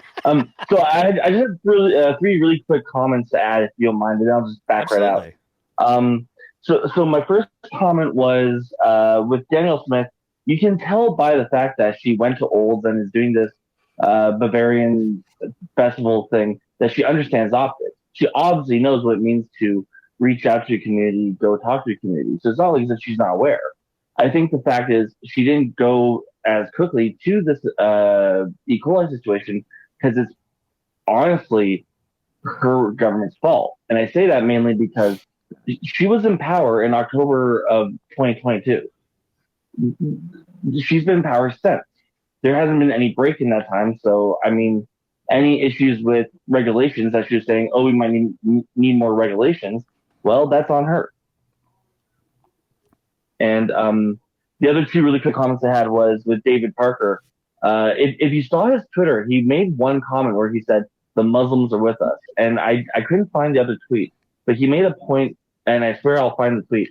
He made a point saying, oh, the other cultural centers are with us. And I think there's this appeal with David Parker and Daniel Smith and others to this fundamentalist rhetoric, this, back to what made us great. And I think the fact that Parker and friends were able to get these two different cultural centers, it makes me wonder, what did he appeal to? What did they sell them on that made them say yes, or did they lie about it? I don't think they would. But because my speculation would be that they didn't tell them who they were and what they were trying to do. Because and you know what? That's very possible. There's an event that is being published announced by Take Back Alberta that if you register, you will receive the link of the address where the location will be hidden. It's an event with Lagrange, but not the minister, her Monique. Oh, you mean that dinner thing? That dinner thing. The location is being kept confidential. Yeah, that doesn't surprise me. My other last comment, really quickly, was with Arthur Green and Mike Ellis. I honestly wonder what would happen if someone went and took screenshots of Arthur Green's Twitter account, forwarded those screenshots to Mike Ellis's office. Not saying I would. I'm just saying if someone did, and then asked him or asked Mr. Ellis when he's next up on the mic, saying, "Hey, your press secretary has done this. Did your office know? And can you make a comment?" I feel like if that were to happen, chances are they don't know that he's posted these photos. No, they totally do. That guy has been vetted, has had a security clearance check, has been security vetted again, and debated for a hire. Oh, yeah. Yeah. And he tags all of the politicians in all of the posts. Like when you get into a government position, the level of scrutiny that you are under is quite impressive. I have noticed since he got fired, since he got hired, he's been doing a lot more landscape photography of like cars and not so much people in crisis. So he has a real job. What are you talking about, Sarah? The Western Standard's totally real job. Sorry. Yeah, that's everything I had. But thanks for having me on. And yeah, no, definitely. The whole Smith wenches and tears thing, just no comment. Fair enough. Thanks, man. Appreciate you tapping in again. I have to be so careful with this particular subject. Don't get me. I would say that it is, if the little podcast that could is able to go, wait, Arthur C. Green, who got called out by the Calgary police for publishing a story that the Calgary police said never, ever happened. Arthur C. Green, who got called out by WD-40 for saying our products wouldn't be available when they absolutely still would be. My expectations of this government are pretty low, but if it's the little podcast that could find those things that are readily and publicly available, and somehow the minister, who used to be a cop and presumably had some investigative skills, somehow this whiffed right by him, boy, that would be a cause for concern. You said it. I didn't say it.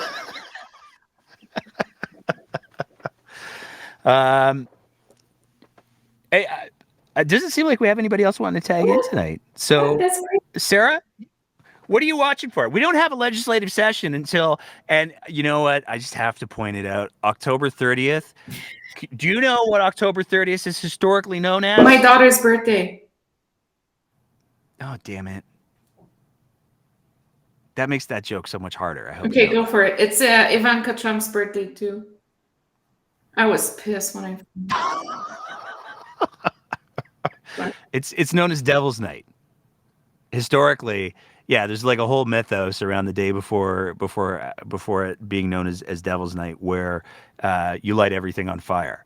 It's a whole reference in the movie The Crow, and so the fact that the legislative session, it's such a good movie. Brandon Lee. No, my husband's like, "Have you watched this? Have you watched this? Have you watched it?" I'm like, no. Crow is like it's Brendan Lee's last film. There's like there's so you could go down rabbit holes with that movie. There's no way my mom would have let me watch it. Okay, I just have one last comment to make because you had mentioned The Crow and that, and it just made me think of the image of Danielle Smith for her throne speech. I'm just imagining for her throne speech, she just throws a match on the legislature floor, and instead of like a crow, the fire creates like a money symbol or oil or something. Well, that's her throne speech. It's like, that's what I'm doing this session. so the throne speech is probably going to be on the Thursday. So we're going to hear Ottawa, Guilbeault, Ottawa, net, 2050, Justin Trudeau's fault, Ottawa, cough. We have a surplus. Private healthcare. Anyhow. Major changes. Hey, going to make the healthcare system so much better. Sorry, what was that, Chris? Oh, sorry. I was trying to make a joke of like, hey, this legislative session, we're thinking of making a super lab. We've never heard anyone do that before. That'll solve our issues now. There you go. We got Lori, who we're gonna tag in. I don't think Lori's been a speaker on the phone. I'm hoping this isn't another Spider-Man bit. We'll see what we see. Lori, what's going on tonight? I think you got to unmute yourself there, Lori. Okay, I was listening and somebody was talking about TBA has some kind of dinner coming up or something. I just found out they're having a meeting in Morinville at the cultural center, I think, on Friday. So a lot of people seem to be upset about it, but I don't know if they're going to show up and voice their concerns or not. Is it the Maharaja one? Nope, this one's in Morinville. We're just north of Edmonton and St. Albert. Sorry, my geography of Edmonton sucks. That's fun. No, and like I say, I just found out about it today, so I'm tempted to go just to hear the BS that's going on for myself. But I'm curious. Like I say, a lot of people seem upset and they want the town to cancel it, but I don't know if that'll do anything.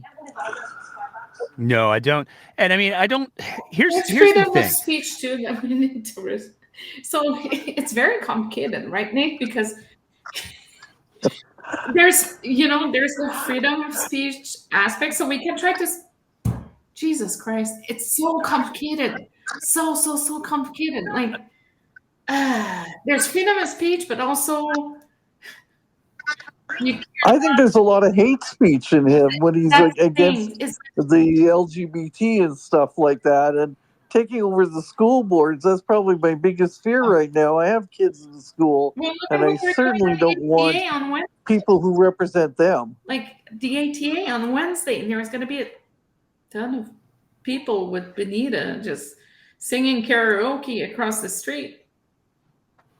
That should be. I think that. That's going to be up in Edmonton. I think one of the I think for me, and I think this might be what you were trying to get at, Sarah. I could be entirely wrong, and I know that you'll correct me if I am. I think that one of the key components is I don't think that David Parker shouldn't be allowed to do what he does. I think that David Parker has made the progress. That's not the right word. He's garnered the momentum he has because it's been unchecked and unmatched. And I think that, he has, he talks all the time about the biggest thing that people need to address is apathy, and people don't show up, and we need more people to show up. I don't think he's wrong about that. I think that what he's asking people to show up for is wrong. And I think that part of having an engaged electorate is having people who are going to say, yeah, you know what, you can say your dumb shit. It will come with consequences, legal ones, to be clear, like losing your Eventbrite listing. But we're also going to show up and we're going to say all of the things that we believe to be true, like those two amazing counselors from Strathmore did. I think that there's I would much rather that the David Parkers of the world say their dumb shit out loud, because then you know where they are and you know what they're after. But there's also, with them, there's the mentality of freedom of speech for us, not for thee. That is important also. So, it's so complicated. It's not even funny, but they believe in free speech for them, but not for us who have opinions and live rent free in his head. Like, it's not, as soon as we're opening our yappers, there's something coming our way all the time. Like, it's stupid. Like, I blocked like 150 people this weekend because it's just batshit. But they do not like when we speak our mind or when we provide our opinion. But hey, we got to let him talk. That's okay. It's fine. There we go. Anything else you want to add? I decided to let you know that he's making his rounds. Oh, he has been for a while, and he will continue to, but we just need to make sure that there's equal voices that are rising to meet him. But thank you, Lori. Thank you. And thanks for raising your hand for the first time, man. I appreciate that. Okay, bye. All right, we got Cassandra, who has raised her hand as well, so we're going to bring her in. I feel like maybe there will be some comments about the decisions. I swear the housing conversation's coming, Cassandra. I absolutely 100% promise. But with that said, what do you got? No worries. I got a chuckle when you, anyway.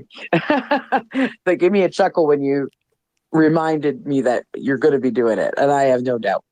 No, I was just going to say that I can't say what the group's name is yet. I can't say where it's starting, but there is some organizing going on to fight back against this. And it's a group, a political action group I'm in, and there is somebody just brought it up in one of our chats that there's that they're organizing, and so there's organizing going on, and it's specifically to fight back against the whole turtleneck crazy. And so I just wanted to let people know that there is something, and when I know more about it, I will let you know. Also, I'm in a disability group. One of the admins is actually somebody Nate. But we're organizing. So I wanted to just briefly speak.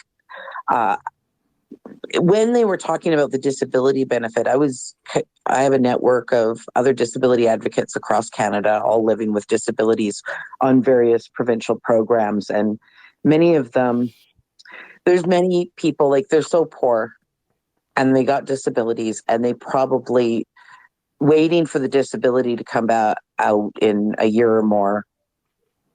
A lot of them won't make it, and many are even thinking of going the way of MAID because they just can't survive any longer waiting for this. And so one of the things we were proposed, me and a group of other activists were talking about this dilemma, because we even knew some of these people, and we said, there should be an interim benefit. And we were talking about the fact that it came out, they put out CERB in record time, like it took 4 weeks or something, 4 or 6 weeks to get in people's pockets. And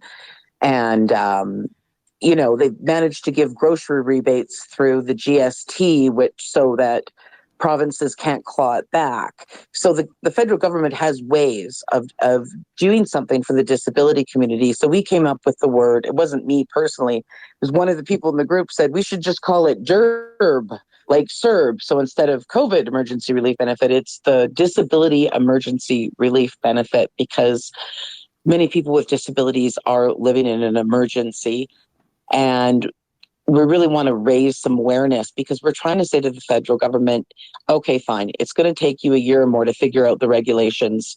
Great. In the meantime, you need to do something. You ignored us through COVID. You ignored us, through many other things where you were giving money to everybody and we were sitting there waiting. We were already suffering. And even what they did throw at us, it didn't make it to a lot of people because of the way they decided to go about it. And so we're saying we just want an interim top up until the disability benefit is ready to hit the ground running and get into our bank accounts. Until then, we need an interim amount, and there's ways you can do it, and you can do it fast. The new minister tried to tell somebody I know that would take time away from doing the disability benefit, and that's utter BS. It's just stinks of huge cow pies. And the fact is if they could serve the way they did, if they could do the grocery rebates the way they did, they can do it for the disability community who's literally in an emergency in the whole country. Like, people with disabilities across Canada living in legislated poverty are suffering, and the government needs to act. So we're going to be coming up, this group that I'm in is coming up with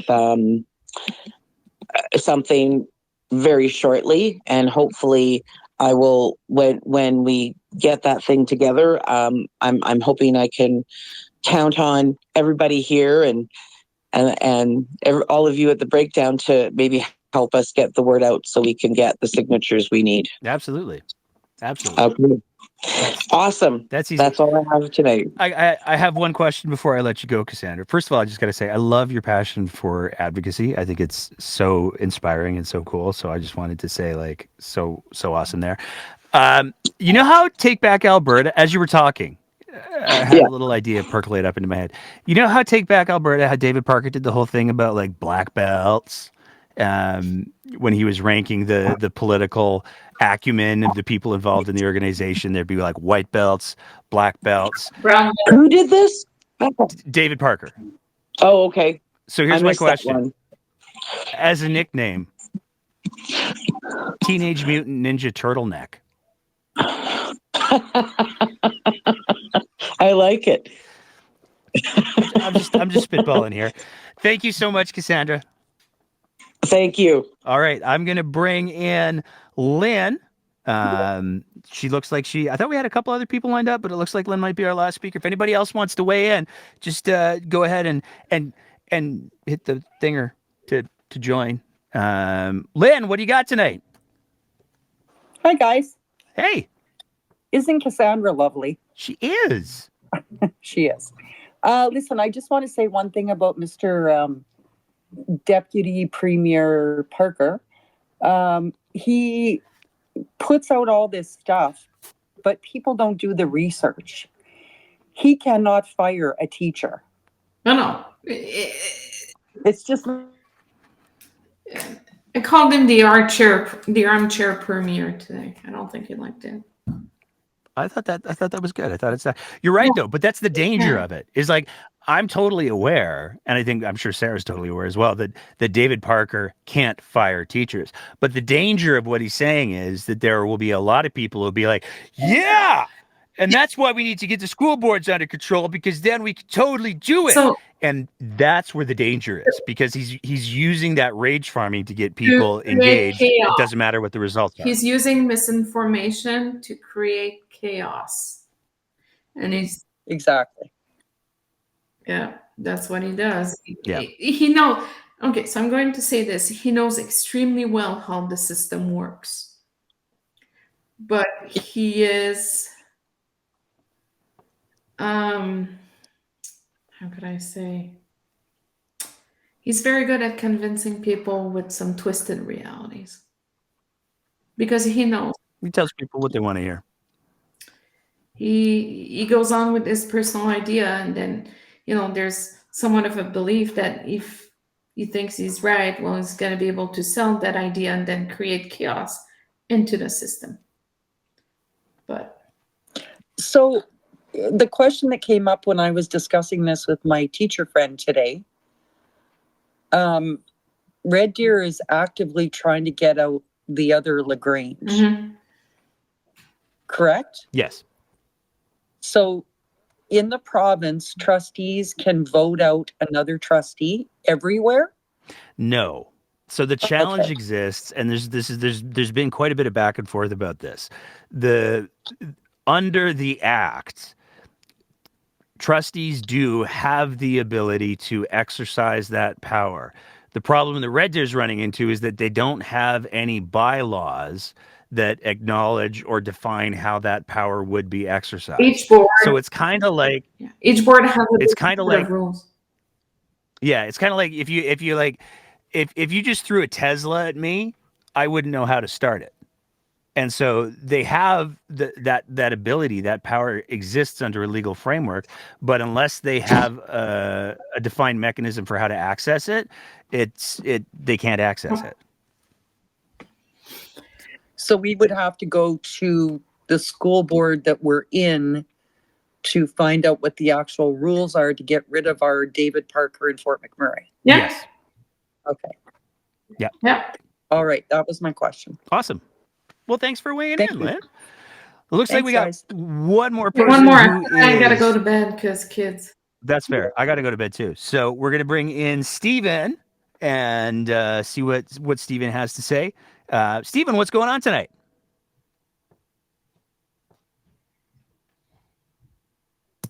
Hello, can you hear me? I can hear you just fine. What's going on, man? Hey, how's it going? Yeah, sorry, I actually forgot that I put my hand up. I'm just going back to the Take Back Alberta Parker stuff. I just couldn't resist. I follow them kind of obsessively.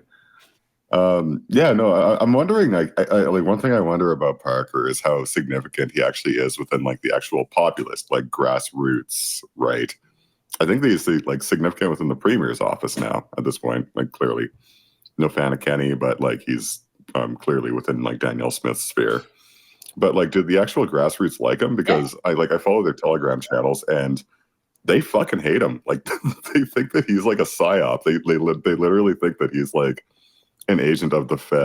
Can you DM me which Telegram accounts here? Because say again, sorry? Sarah wants to know what Telegram accounts you're following. Oh God, they have crazy names like Calgary Freedom Central, Standing for Freedom. There's so many. Well, Telegram is kind of where they all congregate. I'm curious. I think there's a bit of a paradox with Parker, in my opinion, because he's kind of a very much an establishment conservative, from his origins, Yes, right? he is. Oh, But he's positioned himself as this grassroots fucking leader. But I think it's maybe a bit dangerous to consider Parker as a real ringleader of what the right's up to these days. He's doing stuff, but I don't think that. But there's a lot of. I think it's a little bit more balkanized than that. You know what I mean? But he's got Benita's a good example. Benita is a terrific organizer. You have to give her that. Yes, She's a very good rabble rouser. But I don't know. She's doing a lot of her stuff completely independent of Take Back Alberta. Oh, And all these right wing fucking organizers, grifters, whatever the fuck, they're all kind of just doing their own thing. And Parker, I feel is just struggling to stay relevant at this point. No. I think that's mostly what I wanted. Yeah. I'll let Sarah go, and then There's I respond. Yeah, sorry. There's a coordination throughout the different conservative factions throughout the country right now. Province to province, they're kind of merging to very, very specific talking points. And those talking points are very often initiated by Parker. And Parker is trying to put his hands everywhere right now. Parker is very well known in the conservative world. Parker has been there for a long time. Parker is extremely smart and he knows it. And Parker's he's the one that brought the premier. Nobody wanted Danielle Smith. Nobody wanted Danielle Smith as the premier. People were like, what the fuck? But he is the guy that I would say instigate a lot of the god-awful conversations we're having right now. And I would say, when it comes to Parker, the thing that Parker has realized that I think makes him so tragically effective is that he has focused the vast majority of his energies influencing areas where it's not necessarily the greater electorate that are going to, come and fill out a ballot on election day. It's the smaller little organizations. He was able to take over the UCP board with Take Back Alberta candidates by showing up with 900 people. And I think one of the real obstacles that, and I'm going to use a very broad term, I hate monoliths, but I'm going to use it. But I think one of the big obstacles that air quotes progressives have in understanding Mr. Parker is, and I've said this before, and I'll say it again, progressives tend to take their ball and go home when they find something that they don't like about the person who's playing on their team. Conservatives, as a general rule, will overlook just about anything. I mean, the fringe groups are going to do what the fringe groups are going to do, but the 10 yellow vesters that are showing up on corners in Calgary are not the people who are making these decisions. Artur Pawlowski is not the person who's making the decision. Oh my God, it's in like 2 days. Just saying. I got to order my cake. But the conservatives will look at Parker and they will look at his successes and they will go, the ones who want to see any kind of agenda that in any way aligns with him, they'll go, okay, I can get on board with that. I'm going to overlook the crazy stuff, or the stuff that I think is the crazy stuff, because I think that, I don't think they should be teaching whatever in schools, even if it's not being taught. But that's part of what Parker's very, very good at. And I think one of the, like I was saying, that I think the biggest obstacle that progressives have is that progressives will look at another organization that's doing something that it only takes one thing that they disagree with, and they'll go, canceling. I'm not going to work with you anymore. I'm not going to say anything nice about you anymore. I'm not going to listen to you anymore. That's a thing that progressives do over and over and over again. And because of that, progressives can't get out of their own way. David Parker is able to find that one thread, and he's able to say things in such a way that allows for people to interpret it. And if you want to take a look at what David Parker's strategy is, you just have to look at Danielle Smith. I mean, when we're talking about, Lynn brought it up earlier where she said, hey, you know what? People don't fact check. Yeah. And David Parker makes all these ridiculous promises. Well, let's take a look at Danielle Smith's campaign for leadership. It was the exact same thing. Let's take a look at Danielle Smith's campaign for the last election. It was the exact same thing. I spent a full summer debunking every single goddamn thing that was being said. But I have to go to bed. I'm so sorry. No, that's cool. Thanks for hanging out for a bit. Thank you. Yeah. Thanks. Bye. I don't know if you had anything that you wanted to add on to that there, Stephen, before Cassandra's wildly got her hand back up. So I'm going to bring her back in after, but I want to give you, this is your first time here. So I want to give you the chance to add any other words. Oh, wildly. No, yeah. Thanks to all of you for having me in the chat. Yeah, no, I guess I just wonder to what extent Parker's really leading anything when it comes to the actual conversations that we're having in the culture war stuff. I don't think he's that significant in that sense. I think he's significant locally, like here in Alberta. I think he's very important within, I just want to make it clear, I think he's very important within Alberta politics, but I also think he's a bit of a dog playing fetch, if that makes sense, when it comes to organizing these, anti-LGBTQ 2SA protests and whatnot. And I think he's one of just many other influencers, grifters. He's just a particularly successful one here in our weird little fucking province. Anyways, yeah, good night, Cassandra. Sorry. Here's what I would offer as a rebuttal to that. When you take a look at the results for the last election, Artur Pawlowski was a rounding error at best. The voting turnout that the Solidarity Party got was, we could use the word laughable and probably get away with it quite comfortably. But I'm just looking up the Solidarity Movement ran 38 candidates and they got literally, the Alberta Party beat the Solidarity Party, but the Artur Pawlowski's party got 0.26% of the vote. But Artur Pawlowski is the person that Danielle Smith was afraid of. Artur Pawlowski is the person that Danielle Smith went to the justice minister to try to solve his legal problems. So I think there's a big difference between the perception that exists and the reality that exists. Do I think if I was to walk down the street and ask 15 people, hey, what do you think about David Parker? I think probably 15 people would go, who? Was he on that 60s TV show? Was he Bionic Man? But that's not where Parker tries to exert his influence. Parker exerts his influence on the influencers. And he's very, very, to my eyes, successful and effective of that. And that's what makes him, in my mind, so dangerous. So that being said, Cassandra, you've had your hand up for a while there. I'm going to bring you back in. What?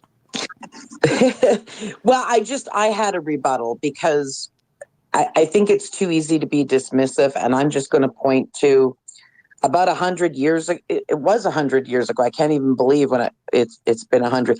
There was this little man in the part of the world where my grandparents came from. He was just this little man, pretty much failed at everything throughout his life. And he started, but he was a great orator and was able to draw a crowd. And some people really saw that. And where everybody else was kind of being really dismissive of him and making jokes about him and saying, oh, he's not that relative and stuff like that. These people decided they could leverage his skills as an orator to draw crowds and to feed into people's fears. And they leveraged that and they thought they could control him. That little man led the largest mass genocide the world has known. And it wasn't just the genocide, because it wasn't just 6 million Jews. There was another 5 to 6 million non-Jews that he also murdered in the same way. And that's over and above just the deaths from battling a war. So I think it's dangerous to be too dismissive of somebody like David Parker for that very reason, because often those misfits that nobody, even their own crowd, doesn't seem to overly like, but they have a skill that they can leverage to gain power. They'll do it, and they might even think they can control them. I think we're seeing a little bit of that in some other politics right now. But I think it's dangerous because he does have something that the right wants that's good for them that they can leverage. And I think it's dangerous to dismiss the impact that he could potentially have if we're to not take it too seriously or make too light of it. Well, I mean, I would just point without even having to go. I think it's Goodwin's Law, or Godwin's Law. I can never remember how many O's there are on that. But I would just point to the recent piece that Maclean's did on Danielle Smith, where for the first part of her sojourn in politics, nobody took her seriously. Nobody thought that she was going to go in the directions that she did, in the way that she did. And certainly there were a lot of people who didn't think that she'd ever amount to premier. I don't mind saying. Yeah, a great article, by the way. I read the whole thing, and I agree with you. I think it's very instructive.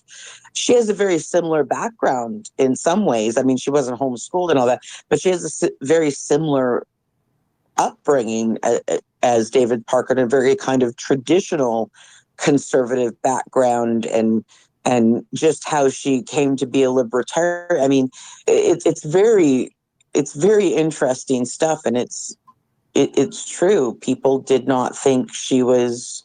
I think they called her in the article vanilla. She was just a very vanilla kind of person.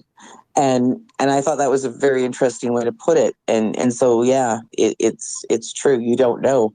I mean, I can point to examples of Pierre Poilievre that are the same too. So, yeah, anyway, I will, and I won't talk anymore now.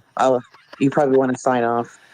I do have to shut it down, but I do just want to point out, like, even Danielle Smith was dismissing Danielle Smith in 2021. She's on record in multiple places where she said that she didn't believe that she was ever going to be electable again. I think that anytime anyone is able to be persuasive, and I have said for, Danielle Smith, you give her a script and that woman can do some things. She's a very, very talented orator, and she's very, very good at making people feel like they're important, even if she doesn't necessarily think that they are. I think that anytime somebody starts to influence things in the way that we have seen Parker do, underestimate them at your own peril. And I would also argue that he has made major moves. He was part, if not the biggest part, of the movement to remove Jason Kenney. He was successful at that. I have been told from people who are very, very high up in Take Back Alberta that one of the biggest reasons why Take Back Alberta was pivoted in the way that it was expressly to get Danielle Smith elected as leader. Those are two things that Parker was instrumental in. And when somebody is able to remove a sitting premier or play a major role in removing a sitting premier, and when somebody is able to install the next premier or play a major role in installing the next premier, I think they just need to be underestimated at peril. And I think that one of the things that's critically important is that the only thing that's going to stop David Parker, I mean, somebody said it in the comments here, the only thing TBA will not stop until they're stopped. And that's going to require more levels of involvement and engagement from people than they've historically done on the progressive side. And it's also going to require them getting past the superiority complexes that we all too often see that exist in some progressive circles. And again, I hate speaking like I'm talking about a monolith, because I'm not. But there's a greater threat that is looming, and it's gaining momentum. Take a look at the distance that the province has traveled since 2019. Democratic norms that we hold to be secure are no longer in place. And I think that the significance of it really can't be overstated. But that being said, now comes the part of the show where I'm gonna try to sell you a mug, because that's a great pivot. One of the things that I think is super fun is the folks at abpoly.ca reached out to us when we were talking about how much we wanted to. There were people who were asking for merch, and we said, yeah, we'll partner with some merch. So we've got mugs for sale, and you can get them at abpoly.ca. There's also shirts, all kinds of other great swag that you can go and pick up. I don't think we're selling branded drumsticks yet or branded guitars, but you never know. I mean, there's always the opportunity for and stuff like that. And then the other thing I'm going to just quickly plug, as well as I always do, is that if you appreciate the kind of content that we're trying to produce here at The Breakdown, you can always help us continue to produce that content by signing up to be one of our Patreon sponsors at www.patreon.com/thebreakdownab, where for just the price of a fancy cup of coffee, and this week it feels extra good to say that, and there's like only maybe 20 people who know why, but that felt extra good to say that this week. You can help us continue to produce the kind of content that we do. That being said, totally understand not everybody can do that. So like and a share and a subscribe and all of that kind of good things goes a long way to helping us get the show into more ears. As always, if you're listening to the audio version of this show, then leave a review, because sometimes the people who don't like us leave reviews, and they use mean words, and it's very, very hurtful. So positive reviews, they help out as well. Big thank you to Sarah Biggs for staying up past her bedtime tonight and helping us navigate some of these issues. Big thank you as well to all of the people who are speaking, all of the people who are listening live on the Twitter Spaces, or if you're watching this live on one of our live stream platforms. Thank you so much for taking the time to spend a little bit of time with us. It means everything. Please send me a mug, Nate. I'll trade you. You have mugs, Stephen? I believe we do, yes. Oh, well, there's a we now. We're using royal terms. You're going to have to send me a DM, and we'll see what we can. I mean, press progress. Okay, there we go. Anyways, yeah, no, good chatting. Thank you. Yeah. We'll have to work out a mug exchange of some kind. Yeah, thanks everybody. We're going to be back. We're doing Sundays from now on for the next I don't know, 8 weeks as if it revolves around some sort of shift schedule. I don't know. But we're going to be doing Sunday nights for the next ad infinitum. We got a couple of interviews that we're setting up that I think will be a lot of fun. Not the least of which, I talked about it last week. We're like 2 weeks away from bringing it to you. An interview with one of the highest ranking, somebody who's got the inside scoop on all things Take Back Alberta. We've got it locked in. It's happening. We're very excited. We're not going to tell you who it is yet. It's going to be a surprise. You're going to love it. Stay tuned for that. In the meantime, take care of yourselves, take care of each other, and as always, keep the conversation going.